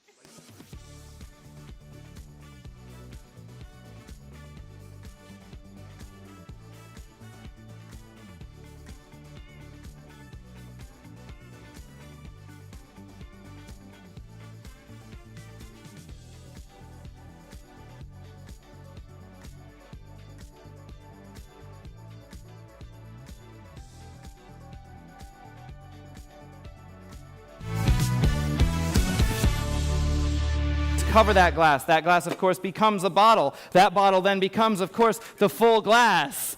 But in order to do it that way, you have to have an extra bottle here. If you have one there, you gotta have one there. And if you're gonna use one there, you gotta have one there. And that's just too many bottles. We'll be having fun all night.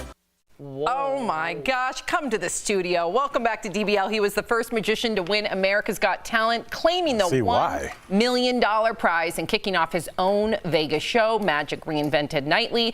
Matt Franco, welcome to DBL. Yes, Thanks for having me. How are you? We are doing really well. We're so excited to have you. Big fans here. Now, you've been performing magic since you were in preschool, which is crazy to me to think that. So we got to know, did you ever have an embarrassing moment on stage, maybe perhaps when you were younger? Well, I've had them as an adult too. But yes, perhaps the most scarring, I was probably around 11 years old and I was floating a silver ball on stage. And this was in front of the high school auditorium. Of course, I wasn't in high school. Oh, we have video. Okay. And, oh boy, there's footage. There you go. And you'll see the ball just cracks in half and hits the stage. Here it comes. There it goes. Zoom out. Dad had to zoom out to show what happened. And then I run back and fix it and make it float again. But we need those. That's how you perfect You gotta your climb the ladder. craft. Look at him now. I know. Matt, I got to tell you, big Yeah, fan. now nothing big, throws me off. Big fan, Matt. I watch you on AGT. Well deserved. But I got to know, being a magician, does learning the secrets behind a trick ruin the magic at all? That's a good question. I actually think it makes it better, right? So at first, when you learn the secret to a trick, it can seem like, oh, that's it. But then when you start to think about, well, why does that fool my brain? Even after you know how it's done and you watch it again and it's still, your brain still is sort of fooled by it, that to me is fascinating. So I like getting even deeper into the psychology of how things work. But there are always two types of people watching magic, those that just enjoy it and those that I can see get ticked off. And they're like this. Funny. Yeah, well, Matt, your Vegas show incorporates so much audience participation. I've been doing stand-up for 15 years, and I'm scared to talk to the audience because it's so unpredictable. So, like, what's the craziest interaction you've had with an audience member on stage? Yeah, I love the improvisational elements. I've had lots of crazy things happen. It's crazy to pick just one. I've had someone pass out on stage where I actually caught them before they hit the stage. I think I saved her life. It was a crazy situation. I've had multiple times when I brought, because it's a show for the whole family, and at the end of the show I bring sometimes younger volunteers on stage, right? And I've had some instances where they can't hold it in and pee their pants. I've seen that, yeah. That's so magical. I've had people, it's Vegas. I've had people come up on stage barefoot. I just never know what I'm going to get. It takes a lot of courage. That's so scary. All right, so we hear you have a trick for us, Matt. We cannot wait to see it. Show us. Yeah, I was wondering, have you ever seen one of these? Do you have any idea what this is? I'll let you guys just take some guesses. Like a jewelry box holder? Oh, that's a good guess. You were close when you said box. I'll what say was that? For Apple AirPods, yeah. Like the box Now inside zoom in there. here so you can see this. Watch this. I'll show you what this is. This is actually a card box, but it's not printed yet until I go like this. What? Whoa. Now that's just the outside. The inside is of course still blank. But watch, if I close up the box, almost like origami, I fold it up and then I snap. There's not cards in there. The cards actually appear Stop it. inside Are you serious? of the box. I will not stop it. This is my job. Now you'll see the cards are actually blank too. This is what they look like before they leave the factory. But you guys will love this. If you look at the deck and you just think of any card that you see, they're going to be printed. All I have to do is snap my fingers and it comes back to the top. Wait, what? You don't look it's all impressed. the same. Because it's all the same. Yeah, thank you. Yes. But if I wanted to print one of the cards, Right. if I wanted to print a card, I do that. Oh. Yeah, no, it happens kind of quickly. Don't miss it. Watch. All I do is if I wave the hand over, you'll see this is what they look like before they leave the factory. Let's say you're playing a game of poker, and in your hand you have a 5, maybe a 10, maybe a 9, maybe a 4, maybe a 6. Of course, I don't have any of those cards. But if I did, they would actually look like this. But this is a trick card, right? Because there's nothing here, except it's all the way here. Now you have a back without a face and a face without a back. It doesn't make much sense, but if I snap, that makes not just one card, but every card in the deck. Not just the faces, but also the backs. Matt, you're a full factory. That's insane. But if there's one thing I want you to remember before we go, it's that this is what cards look like before they leave the factory. So if anybody asks you how that's done, promise me you'll just tell them you have no idea. What? Matt, do you have a factory for money printing too? That was amazing, Matt. I will show you that one next time. That is amazing. Yeah, you are incredible. I don't know how you did that. Matt Franco, thank you so much for chatting with us. It has been an absolute pleasure. Matt headlines his own show, Magic Reinvented Nightly, at the Link Hotel and Casino in Las Vegas. You can buy tickets online. Thank you so much, I feel a Matt. Vegas trip Thank coming you. on. Oh, let's do it. Yes. We'll see you Yes. backstage. Thank you all for having me. We'll see you backstage in Vegas. We'll be right back. Your insurance.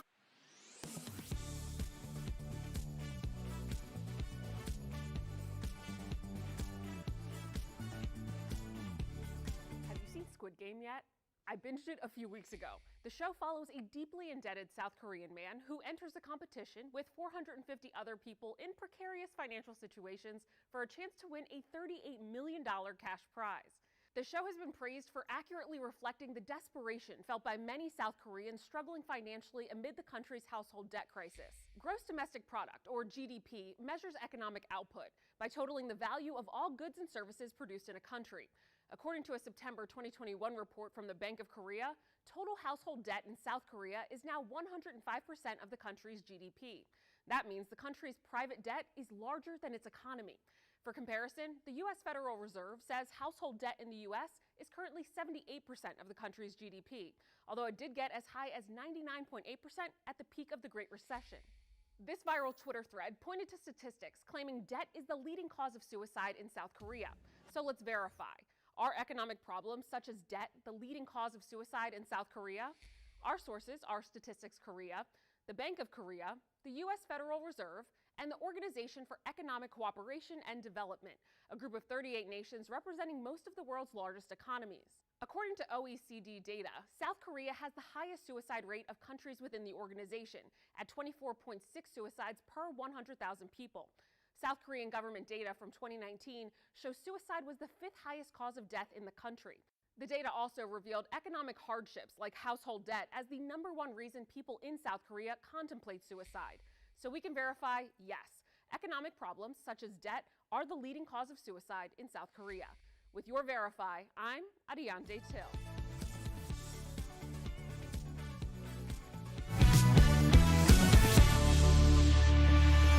Welcome back to DBL. If you're anything like me, you're probably starting your holiday shopping right about now. So if so, you're not going to want to miss the awesome products that Steph showed Tori earlier, all discounted for you from our friends at Morning Save. Check it out.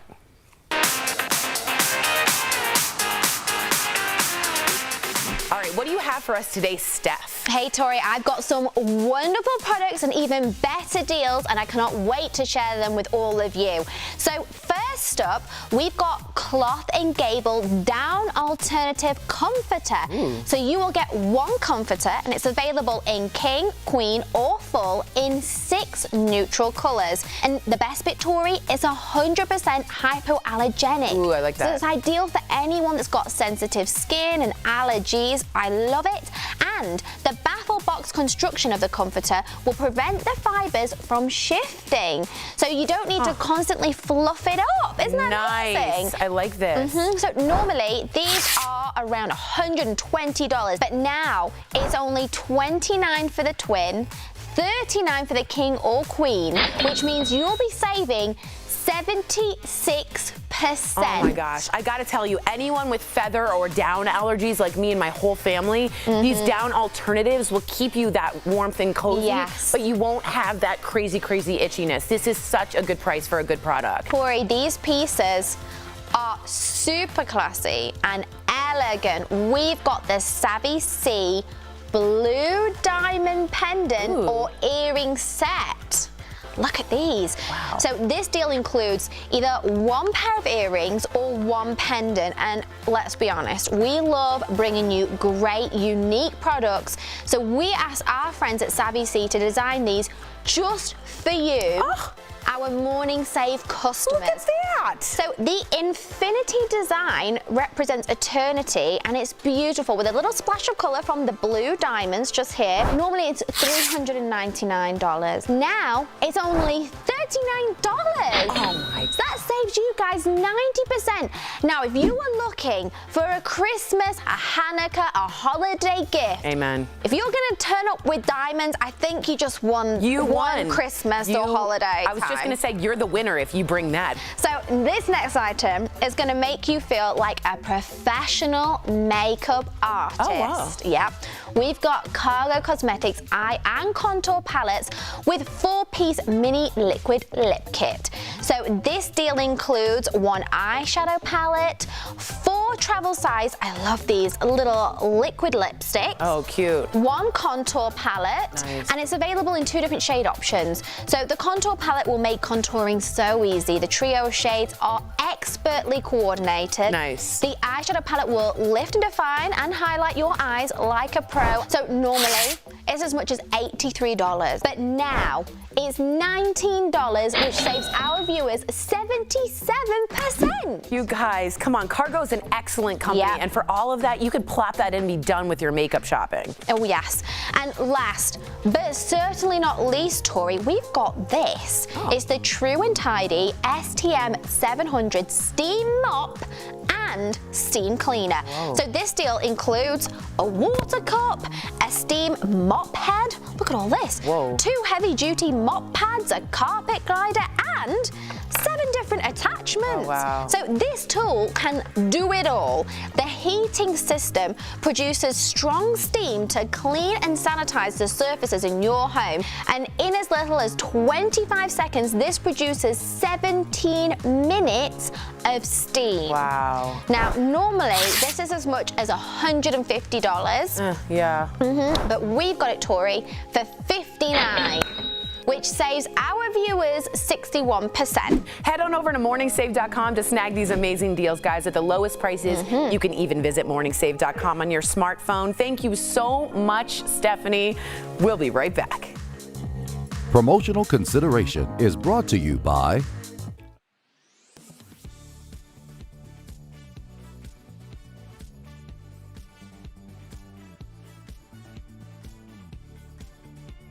That sound means it's time to verify. It's the home stretch to Halloween, and all the overpriced candy is flying off shelves. You and your little goblins aren't the only ones excitedly licking your lips. Your 4-legged ghouls are eyeing the sweets, too. Any pet parent knows it's common sense. Chocolate is not a dog's best friend. But have you heard this claim? The darker the chocolate, the more dangerous it is to our canines? To verify, we consulted the Pet Poison Helpline, the American Kennel Club, and Doctor of Veterinary Medicine Kelly Gebhardt with Happy Trails Veterinary Emergency Clinic. They explained chocolate contains theobromine and caffeine, which can speed up the animal's heart rate and stimulate the nervous system. Knowing how much and what kind of chocolate your pup ate is key. The important things to remember include that the darker the chocolate, the less your pet needs to ingest to reach that potentially toxic dose. So Baker's chocolate is more toxic than dark chocolate, which is more toxic than milk chocolate. For instance, a 50-pound dog would only need to eat 1 ounce of Baker's chocolate to reach a potentially toxic dose, but would need to eat 8 ounces or half a pound of milk chocolate to reach those same toxic symptoms. Those symptoms are vomiting, diarrhea, hyperexcitability, elevated heart rate, seizures, and increased thirst. The American Kennel Club says normally chocolate poisoning symptoms appear within 6 to 12 hours, and taking action quickly can save your pet's life. Chocolate toxicity is one of the most common problems we see present to the emergency clinic around Halloween and the upcoming holidays. The good news is, it is a very treatable toxicity with an excellent prognosis with appropriate time and supportive care. So in conclusion, yes, it's true. The darker and less sweet the chocolate, the more toxic it is to dogs. Cocoa powder and Baker's chocolate are the most toxic. Milk chocolate is the least, but the amount ingested plus your dog's weight makes a difference. So what about cats? Yes, chocolate is harmful to them too, but the Pet Poison Helpline says dogs make up 95% of its chocolate calls because cats usually turn up their noses and won't eat it. With your Verify, I'm Megan Maleris. Don't miss a day of DBL. I am here to receive that gift. Bold debates. Come on now. Enough. Get real. It blows my mind. Hot celebs. Happy 5th anniversary. Love a suit, by the way. Thank you. Seriously, Al, give her a break. That just sounded weird, actually. And all the laughs. Yes, Erica feeling it. Okay, I'm done with it. I'm done. DBL is always all new every day.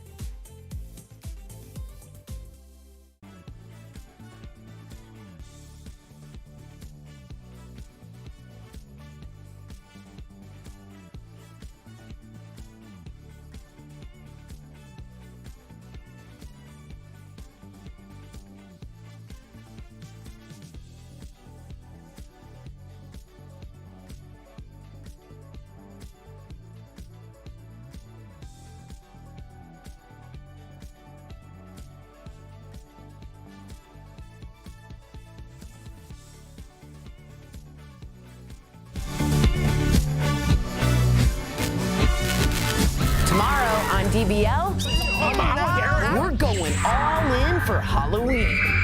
We'll be getting all dressed up with looks from the shows you've been binging. No, thank you. Thank you for having us. John, no. Plus, we'll get a glimpse into our futures with a live psychic reading, and actress Justine Bateman will also be here live. You're invited to our big Halloween bash this Friday on DBL. I'm so excited for tomorrow. Me too. Very excited. Me too. Are you working on your character? Maybe. Do you know we have like a little intro where you have to like deliver something? I'm going to work on it later. Yeah, that What means- about you guys? I'm ready. You ready? Oh, You don't have to do anything. That's Yeah. why. Why are you going to give my I'm not costume giving away? it You're away. giving it away. Are you? I got to work on it. I got to work Oh, on you're it. an actor, so we expect a lot from you. Pastor Paul. Low budget. So just keep that in mind. Tori's gonna go all in. What do you mean? I'm not going to care at all. I'm not going to commit. I'm going to commit. Tori's been practicing. for Tori's 2 wearing weeks. it to bed. Tori has an Ooh. acting coach. Never You know mind. she has an acting coach, right? She does. Bye, guys. Who?